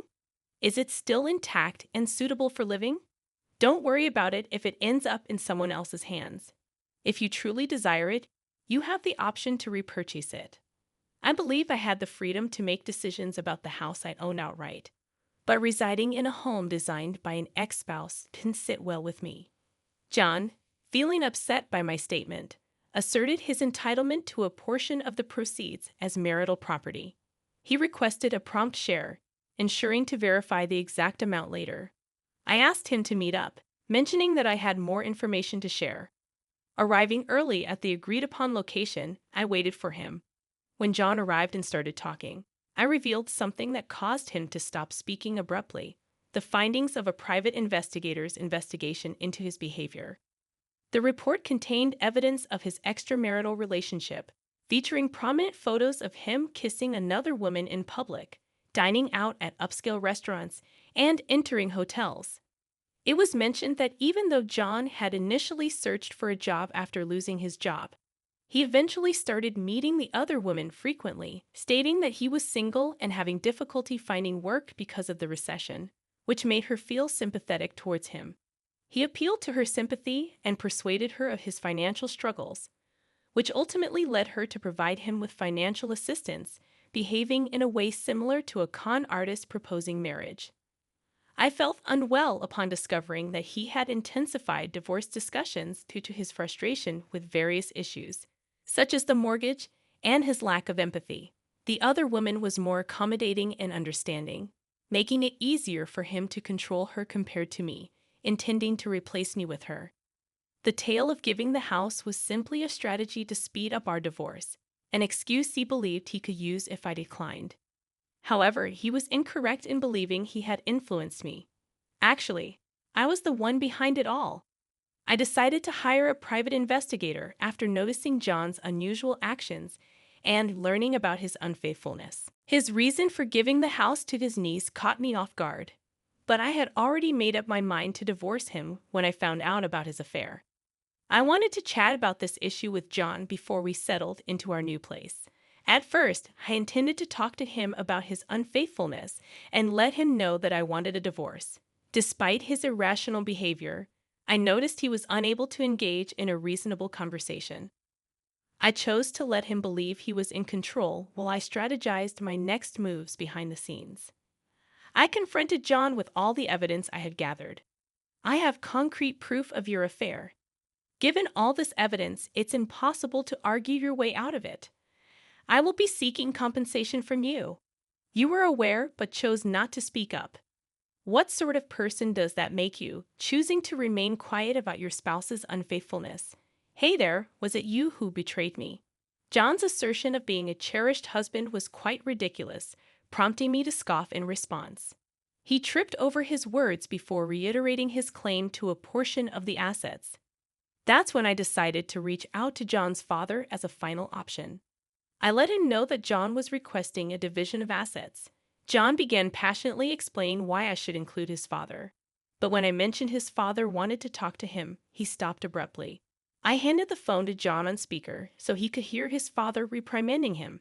His father reprimanded him for his behavior, questioning how a man in his 30s could act so shamefully, and criticizing him for causing family breakdown while still demanding a share of assets. John has always had a challenging relationship with his father, finding it difficult to stand up to him since he was young. His father strongly dislikes dishonesty, especially when it involves hurting or deceiving others. After John proposed to divorce, I quickly reached out to John's father for advice, seeking assistance if I couldn't resolve it on my own. He encouraged me to leave my cheating husband and assured me he would talk to John. However, I had many things I wanted to say to John myself. Fearing he might run away if his father intervened, I chose not to speak. I wanted time after our divorce to coordinate with John's father and make sure John didn't find out about the house sale. Additionally, I wanted to clarify John's relationship with his niece and decided to call John's sister while John's father was present. I directly inquired whether her daughter had ever received expensive gifts or large sums of money from John, and she answered in the negative. John's sister noted that whenever John was invited to birthday parties, he always showed up without bringing any gifts, just inexpensive cars. My niece was completely unaware of the supposed marriage or the house gift, and she found it ridiculous and unwelcome. John's father and John's sister were also unaware of John's supposed affection for his niece. Where did all the money John said he spent on his niece disappear? John's sister proceeded to share important details about John's history. At the age of 20, he was detained during a police raid at an illegal casino. Confronted by his father's disapproval, John begged his mother to keep it between them, confessing to trading valuable items for money. Despite his pledge to stop, his addiction appeared to be pathological. John's father noticed some missing items from their storage and decided to address John's gambling habits while expressing concern for his niece. Are you using your niece as a cover for your gambling? Despite being unemployed, you still engage in gambling. He instructed John to return home for a serious re-education. emphasizing that the asset division is not intended for funding bets. John reluctantly agreed to his father's terms, giving up any rights to assets and agreeing to provide compensation. Thanks to John's father's help, a lawyer he connected me with verified that John had given up his rights to any shared property, enabling me to obtain all communal assets. Moreover, thanks to John's father's thoughtfulness, I was given a lump sum inconvenience fee from John, which was well above the standard rate. Initially, I felt anger towards John's affair partner. However, as the investigation into John's behavior extended to her, my feelings shifted. She thought John was not in a relationship and facing financial difficulties, so she offered him financial assistance despite her own money troubles. I realized she was also being manipulated by John. Even though she was tricked, she showed regret for the possible impact on my family and tearfully said sorry. She kindly offered a small sum of money as compensation, which I declined, grateful for her sentiment.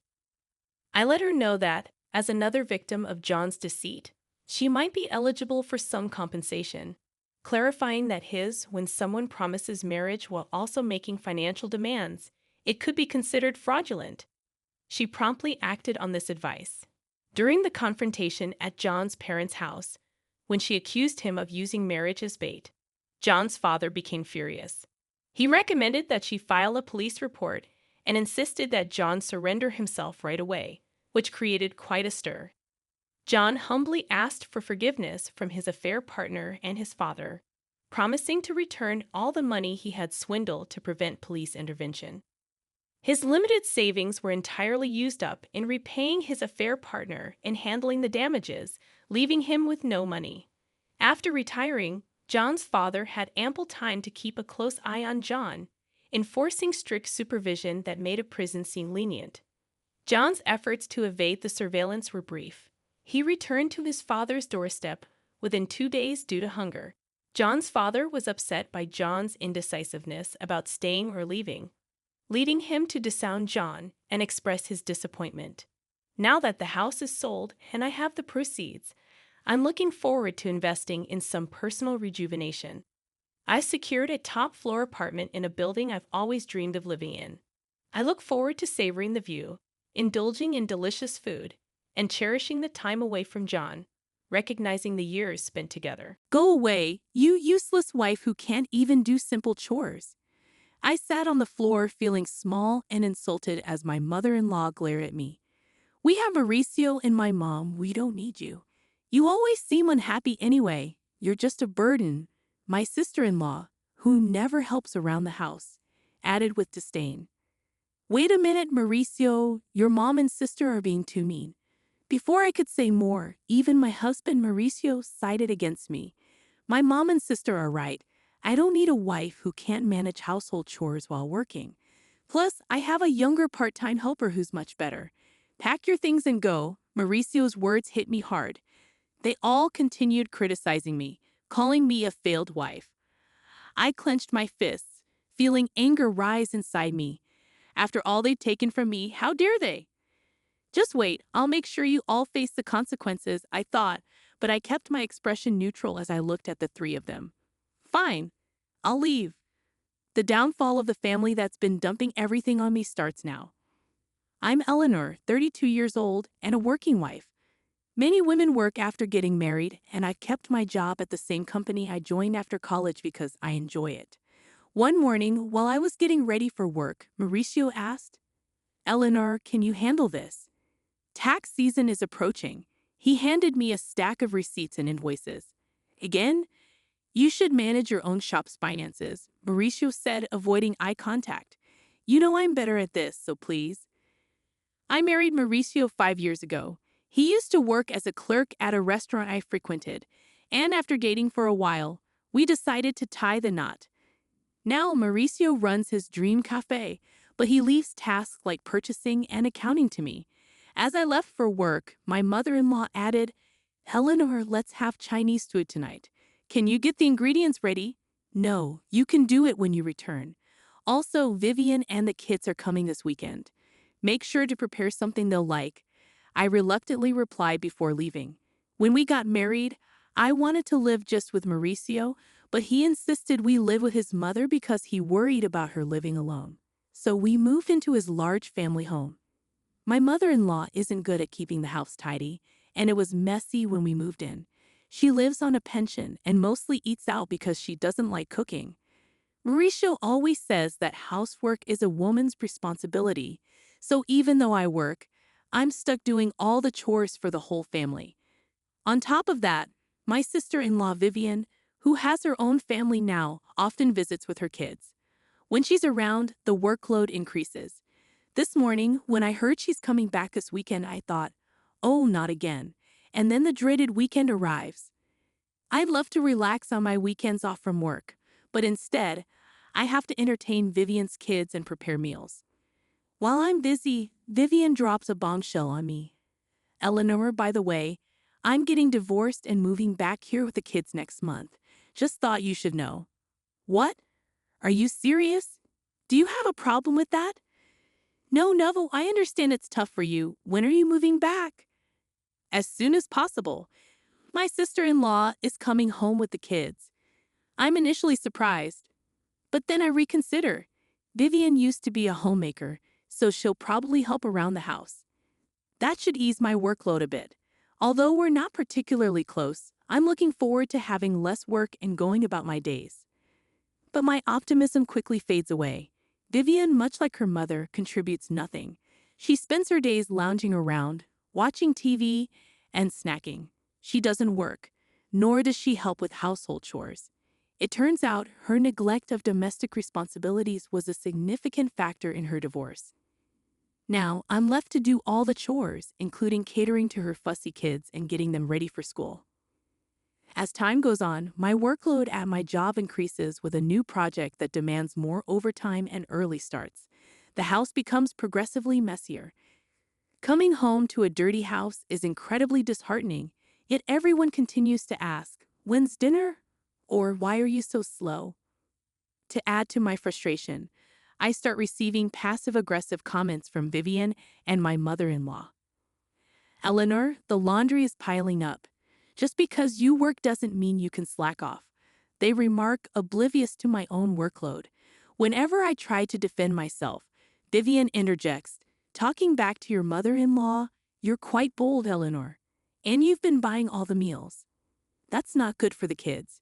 If you're home, can't you pitch in a bit?" Then Mauricio chimes in, "As a business owner, I'm providing for the family.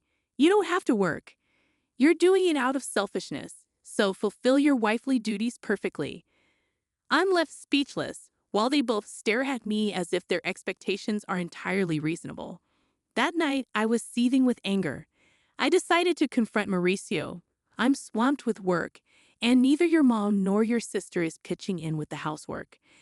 You're not bad-mouthing my mom and sister, are you?" Mauricio shoots me a glare. Surprised, I respond, "No, that's not it. But I can't handle all the chores alone. Could you lend a hand? I'm busy running a business. You might not get it because you have an easy office job, but running a business is tough. Plus, isn't housework a wife's responsibility? Don't expect me to do it. Are you serious?" Mauricio simply goes to bed, leaving me fuming. But then an idea strikes me. I come up with a plan. That night, before going to sleep, I quickly order some gadgets online. A few days later, a bunch of new appliances arrive. A washer, dryer, a cleaning robot, and kitchen appliances with automatic cooking functions. If no one's going to help me, I might as well make my chores easier with some handy gadgets. As the delivery guys are bringing in the washer, my mother-in-law and sister-in-law show up. "You bought a new washer without consulting us. The old one still works, but it's outdated and this will make laundry quicker and simpler. What's all this? A cleaning robot and cooking appliances? Eleanor, come over here." I'm called into the living room where they're seated on the sofa, while I'm asked to sit on the floor. Mauricio is there too, sitting beside his mom, looking smug. "What's happening?" My mother-in-law shouts. "What do you mean, what's happening? You've spent all our money on these lazy gadgets. What were you thinking?" I thought they would help with the housework. Efficiency isn't everything. People rely too much on machines these days. My sister-in-law adds, Exactly, Eleanor. And those are luxuries. The appliances we have are perfectly fine. You're just wasting money because Mauricio owns a business. She shoots me a glare, and Mauricio nods in agreement. But you're just trying to make your life easier. Can't you even handle housework properly? I wanted to retort, look who's talking, but I remained silent. Finally, perhaps frustrated by my lack of response, my mother-in-law snaps, "If you can't handle housework, you should just leave." I stare at her in shock. She stares back, unyielding. "We don't need you. Mauricio and I are fine without you. You always look tired and miserable. You're just a burden," my sister-in-law says with exasperation. "Hold on, Mauricio. Your mom and sister are being too harsh." When I turn to Mauricio for support, he looks down at me and says, "They're right. I don't need a wife who can't manage housework." I stare at Mauricio in disbelief, but he just smirks. "I'm a business owner, and I have the right to spend my money as I please. I don't need a wife who spends it to make her life easier." "Why would you say something like that? Besides, I've been getting along well with a young part-time worker. She's cute, unlike you. Pack your bags and leave." Stunned by Mauricio's words, all three of them start berating me, labeling me a failure as a wife. I clench my fists in anger. After all they've taken from me, they have the audacity to say this. "Just wait. You'll regret this." But I maintain my composure and say, "Fine, I'll leave." "Good. We'll be better off without you," my mother-in-law spits out. I rose silently and placed something on the table. "Mauricio, let's get divorced," I said, sliding over a pre-filled divorce application. I had obtained it as a symbol of my exhaustion, tired of everything. "Fine. I'll sign it. Don't regret it later," Mauricio responded, signing the papers. I packed my bags and left for a weekly apartment the same day. No one came to bid me farewell. I submitted the divorce papers to the city hall and rented a condo. At the same time, I accepted a promotion I had previously declined due to household responsibilities and became a department head. Finally able to focus on my career, which I had almost abandoned, I threw myself into my work with renewed determination. Delighted to be free from any hindrance, I felt an overwhelming sense of relief about a week after leaving. My former mother-in-law began calling after a year, but I was too occupied to entertain someone who had once deemed me worthless. I chose to ignore her calls. A year later, on a day off, she called again. Feeling it was time to address matters, I answered hesitantly, "Hello." "Ah, Eleanor, you finally answered. How could you ignore me for over a year? What do you want?" "Well, how have you been? Are you okay?" I responded bluntly to her probing. "I'm doing great, working hard in my own place. I've been promoted and my salary has increased. I'm living comfortably. Is that so? Would you consider returning?" Her tone held a hint of pleading, and I asked, cautiously, "Why now?" "We're in trouble." "We're running out of money," she confessed. I couldn't help but smirk as I replied, "So Mauricio's cafe isn't even making an $11,000 profit, huh? And neither you nor your daughter have jobs. Well, that explains it. Eleanor, did you know?" Of course I knew. Mauricio's cafe was barely making $800 a month in profit. Since I handled the finances, I was well aware. Mauricio, who acted like a big-shot business owner but neglected proper management and customer service, probably had no clue, but I did. I was the one handling all the accounting and inventory. "Why didn't you say something?" "I had no idea you were managing a big company and contributing so much to our living expenses." Yes, I was putting in over $3,000 a month. That's how everyone was able to live. I had been supplementing the family income with my own salary because I knew Mauricio's shop wasn't making much. He probably realized he couldn't make ends meet without my income only after I left. "Please, Eleanor, come back. By the way, what happened to Mauricio's shop?" Ignoring my former mother-in-law's plea, I informed her Mauricio's shop is going under next month. Even the part-time girl left him. That makes sense.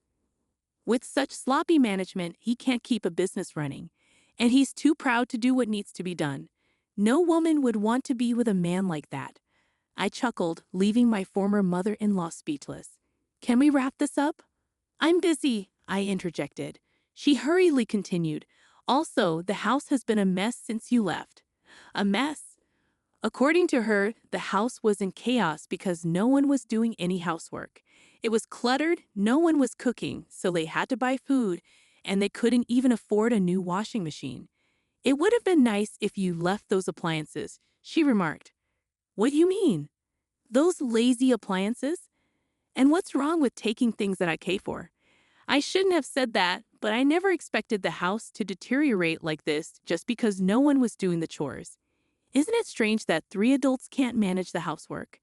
I questioned, growing irritated. What are your daughter and Mauricio doing? She lowered her voice. Well, Mauricio has been sulking at home all day, doing nothing since he found out his shop isn't making any money. Really? He said he could do whatever he wanted with his money because he's a business owner. And Vivian refuses to work no matter how much I tell her. She doesn't do housework, and she even asks me for pocket money for herself and her kids. My pension is running out. Really? Your daughter told me she didn't need me because she had you? I retorted icily. My former mother-in-law attempted to sway me once more. Please, Eleanor, my pension isn't enough for the 3 of us anymore. I have no intention of returning to that house. Your children are quite dependent, aren't they? She fell silent. Just as I was about to end the call, she persisted. Eleanor will change. Please come back. Let's all live happily together again. Sure, happily with a worthless wife. I cut her off. She stumbled over her words but continued to plead. I apologize for what I said. We're family. Help us. We can't even afford the property taxes anymore. We'll have to sell the house. I'm neither obligated nor inclined to assist you. Sort it out yourselves. Goodbye from your worthless wife, I said, disregarding her cries as I ended the call and blocked her number, savoring my coffee in my tidy apartment. I chuckled to myself. 3 months later, I happened to stroll past Mauricio's cafe. To my surprise, it had transformed into an empty storefront. It appeared that he had indeed closed down for good. Their family home was also listed as sold. When I bumped into a former neighbor, they informed me that the 3 of them had sold the house and relocated, now residing in a cramped nearby apartment. They had become a constant nuisance in the neighborhood, often arguing and causing disturbances. Complaints were stacking up against them. It was disappointing to see that despite the opportunity to work hard and take care of their home independently, they hadn't, which was typical of them. I regarded their former residence with a sense of detachment and continued on my way. Since then, I've been fully immersed in my work. Recently, a sincere and hardworking colleague confessed his feelings for me, expressing admiration for my dedication to my job. We started dating with the intention of marriage. I believe my next marriage isn't too far off, and this time I'm eagerly anticipating embracing happiness. My name is Nancy. Thanks for reading. I don't know much about the world outside. I learned about it from watching TV as a child. It showed me animals that lived in the wild, scenery I had never seen before, and the daily lives of people who spoke different languages. I was brave enough to study abroad while I was in college because I wanted to get a closer look at this strange world. That's where I found the unknown world I was looking for.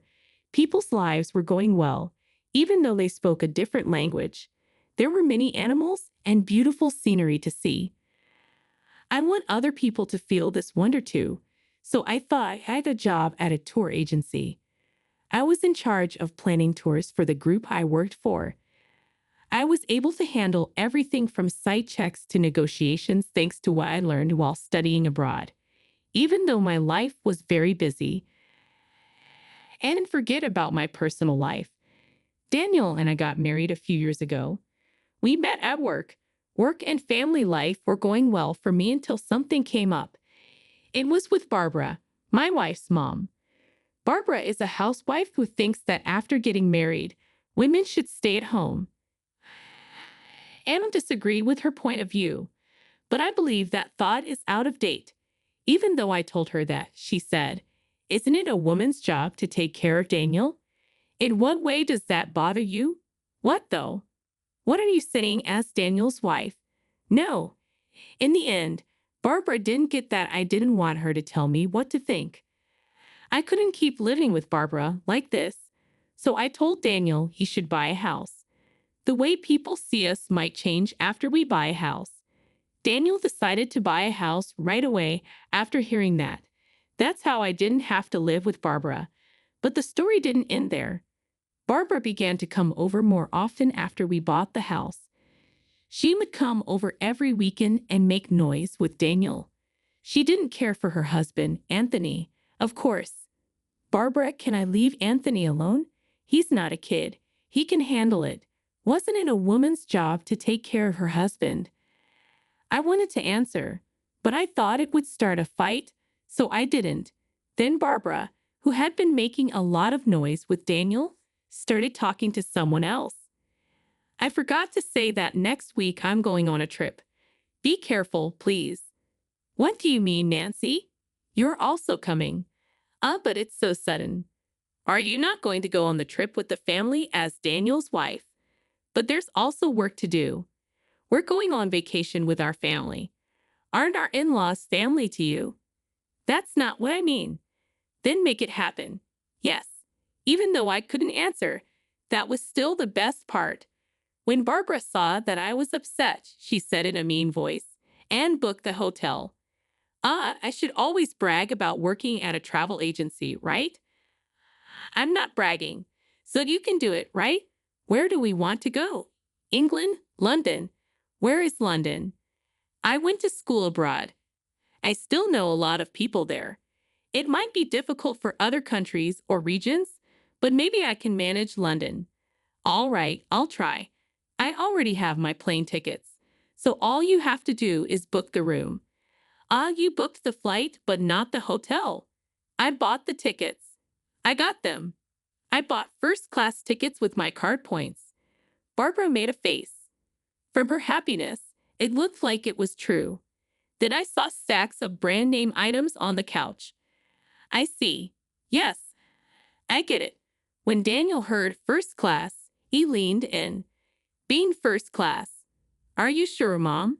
Yes, it's a first-class trip to another country. Very cool. We're leaving at 9:30 p.m., so you have time to work until the very end. Barbara's smile was still there. It seemed strange, but there's no reason to lie about going on vacation. But it's so sudden. I need to book the hotel properly or she'll be mad. It might not be easy to find a room. After giving it some thought, I chose to get a hotel recommendation from people I knew when I studied abroad. Can you do it at Nancy's request? I asked over the phone. Sure. There are 2 rooms for 4 people. Thank you. With that, I was able to book the room. Then I forgot to take the day off for the trip because I had to go so quickly. That's why I worked. Barb told me to meet her at the airport at 6 p.m., so I should be able to make it if I finish work soon. That's what I thought when Barbara called all of a sudden. Hello, Barbara. Nancy, are you done with work? I'm just leaving the office now, so I'll be at the airport after 6 o'clock p.m. Oh, that's too bad, huh? Well, we're actually leaving at 6 o'clock p.m. No way. I ran back to my desk quickly. I used my computer to look up the trip times. Come on, London. That flight I heard about at 9:30 p.m., I found it. But there was also one that left after 6 o'clock p.m. Could it be this flight after 6 p.m.? Yes. So the family is going without you. What about Anthony if you leave me behind? You should really be sick. I was very angry. How could she have planned so well to leave me out? Not forgivable. Barbara would benefit from seeing how angry I am, though. Even though it meant putting on a brave face, I had to hide how I felt. Barb, I clenched my teeth and told her. I booked the hotel, so Daniel knows the name of the hotel. Now there's nothing you can do. Barb laughed on the other end of the line. I was angry, so I told them, go without me. I like that better. Our family doesn't need a wife like you. Not useful. How do you mean? Do you not know? Because of work, you don't do your chores. Daniel is not happy. I do have a lot of work to do, but I've never skipped doing my housework. Why would Daniel be upset? Can I speak to Daniel? Sure. Nancy wants to talk. Daniel's voice came after Barbara's mocking one. Hi there. What's up, Nancy? Daniel? What do you mean you're upset with me? Just that you're always at work and neglecting me. Do you mean neglect? I clean, cook, and do laundry. You think you're taking care of everything yourself, right? Not true. Don't you think you should treat me better? Listen to me and do things for me. I know that a wife who helps her husband is appreciated. The husband likes it, but that's not the only thing that makes a marriage work. I never say bad things about Daniel in public. I'd only praise him, not when there are only two of us. But we need to say what we think when we're by ourselves. If I didn't, our relationship would end, and Daniel would have me as his helper. Still, he kept whining about me. So you think you can act all high and mighty because you earn more? Not at all. In any case, that bothers me. You're leaving me behind for that. Sure, think of it as stress release. Don't worry. I'll bring you a small gift. That's not the point. It was clear that Daniel didn't care about me. I have my own plans, if that's how things are. Okay, have fun on the trip. That's fine. Bye. Daniel was happy when he hung up. I was furious. Because Daniel and Barbara were so selfish, I couldn't stand them. Enjoy your trip without me, but be ready for anything. I won't forgive you, even if you cry and say sorry when you come back. I quickly left the office with my cell phone. Hi there, my name is Nancy. Are you available? I need to talk about which hotel I booked.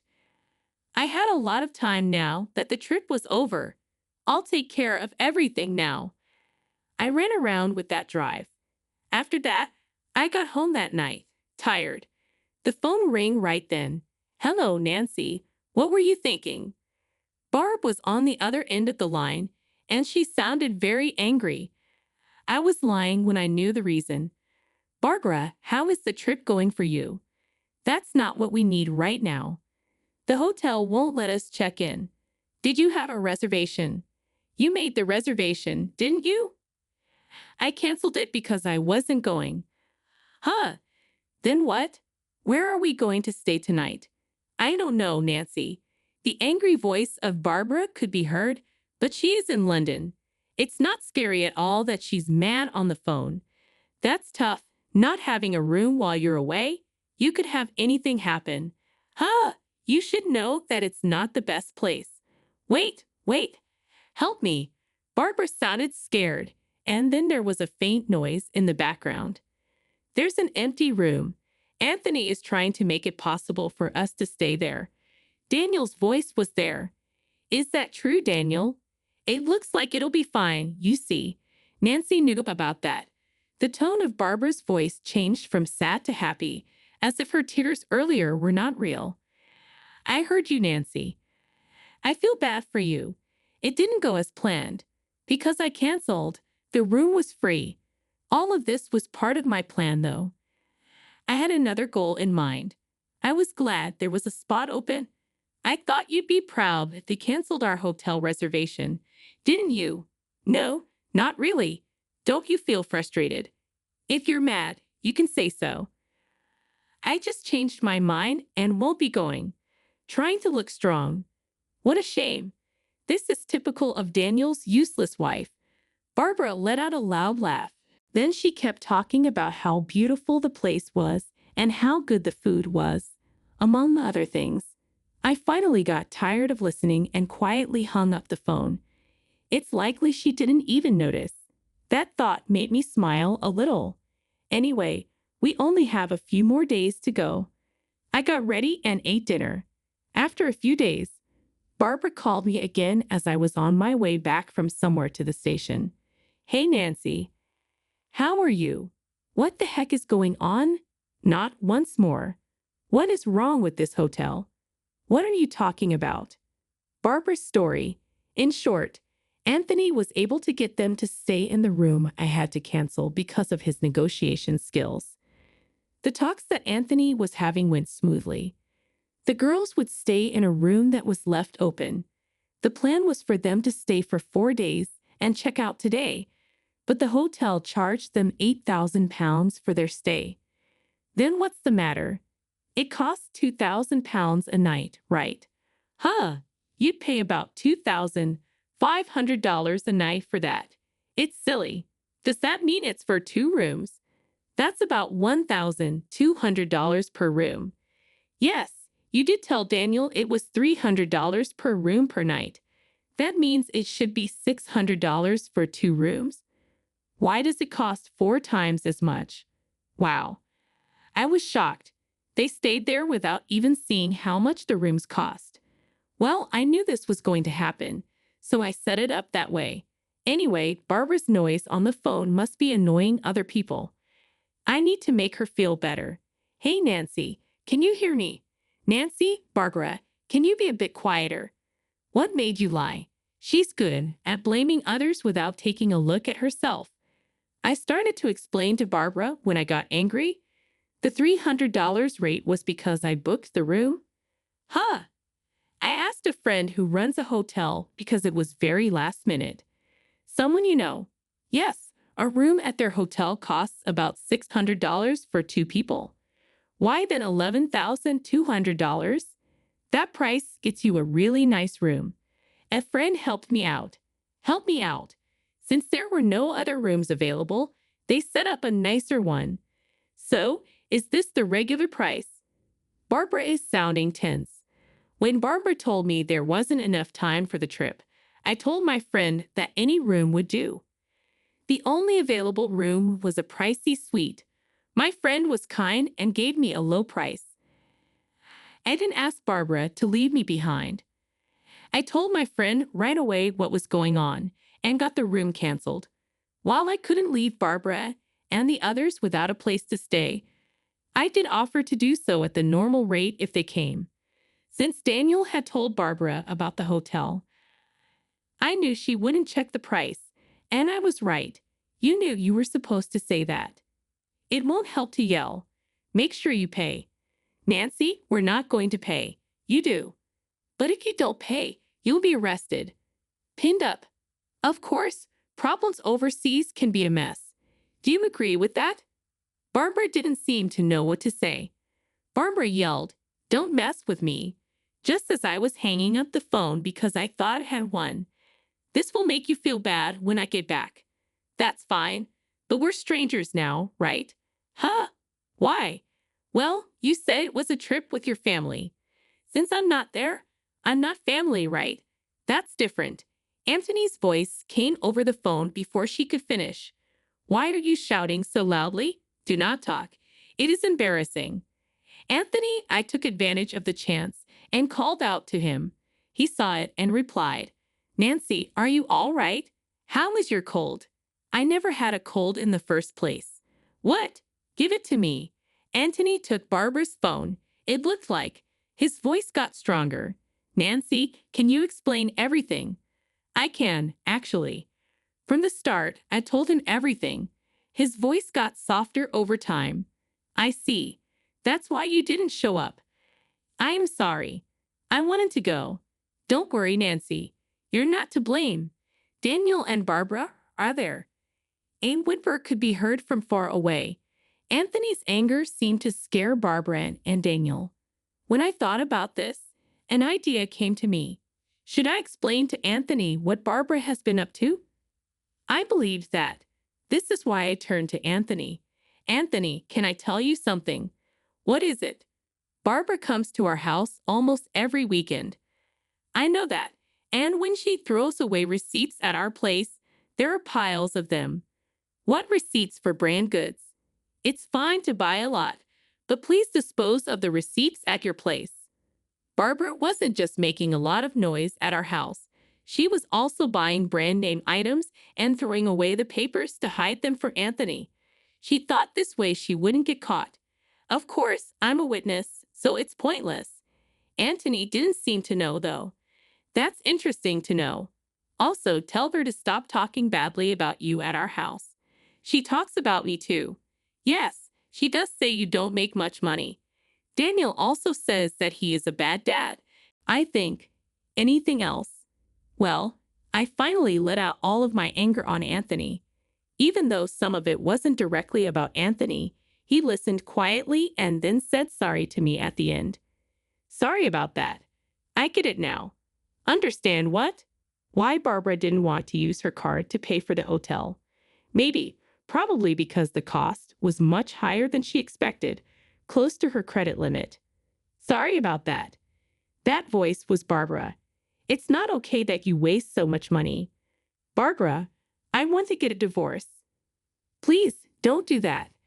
After Anthony's yelling, Barbara's sad voice came next. He yelled at Daniel too.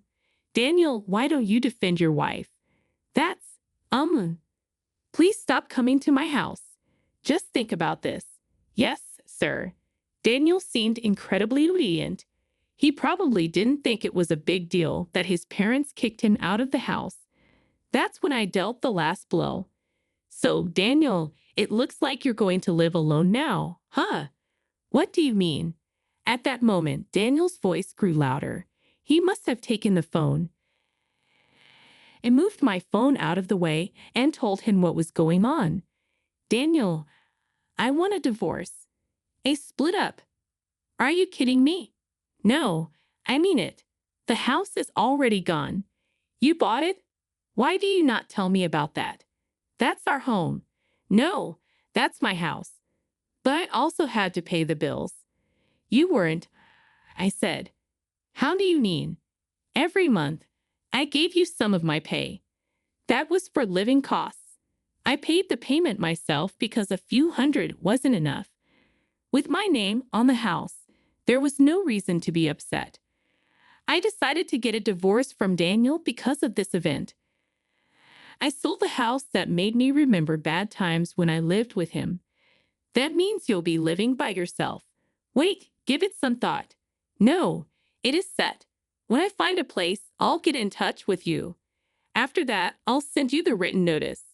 Notice from the government. Of course, I'll be asking for money in a split. Await my arrival. I didn't care that Daniel was crying on the other end. The call ended. After that, Daniel and I got a divorce after talking about it. Anthony actually split up with Barbara too. Barbara didn't get any money in the split because she wasted money, so she was left on her own. I was just kicked out of the room. Daniel was almost broke because he had spent all of his money on useless things, except for the few $100s he gave me every month. He now lives in a rundown flat and takes the bus to work. But Daniel might be doing better than Barbara. With no money or a place to live, Barbara had to get a live-in job. Daniel's place was too small for her. From morning to night, she works hard. It's going well for me. Since I'm single, I have more time on my hands and can handle calls from abroad. A lot of people at work depend on me now, and there have even been rumors of a raise to department head. I'm busy planning new tour packages while I fly around the world today.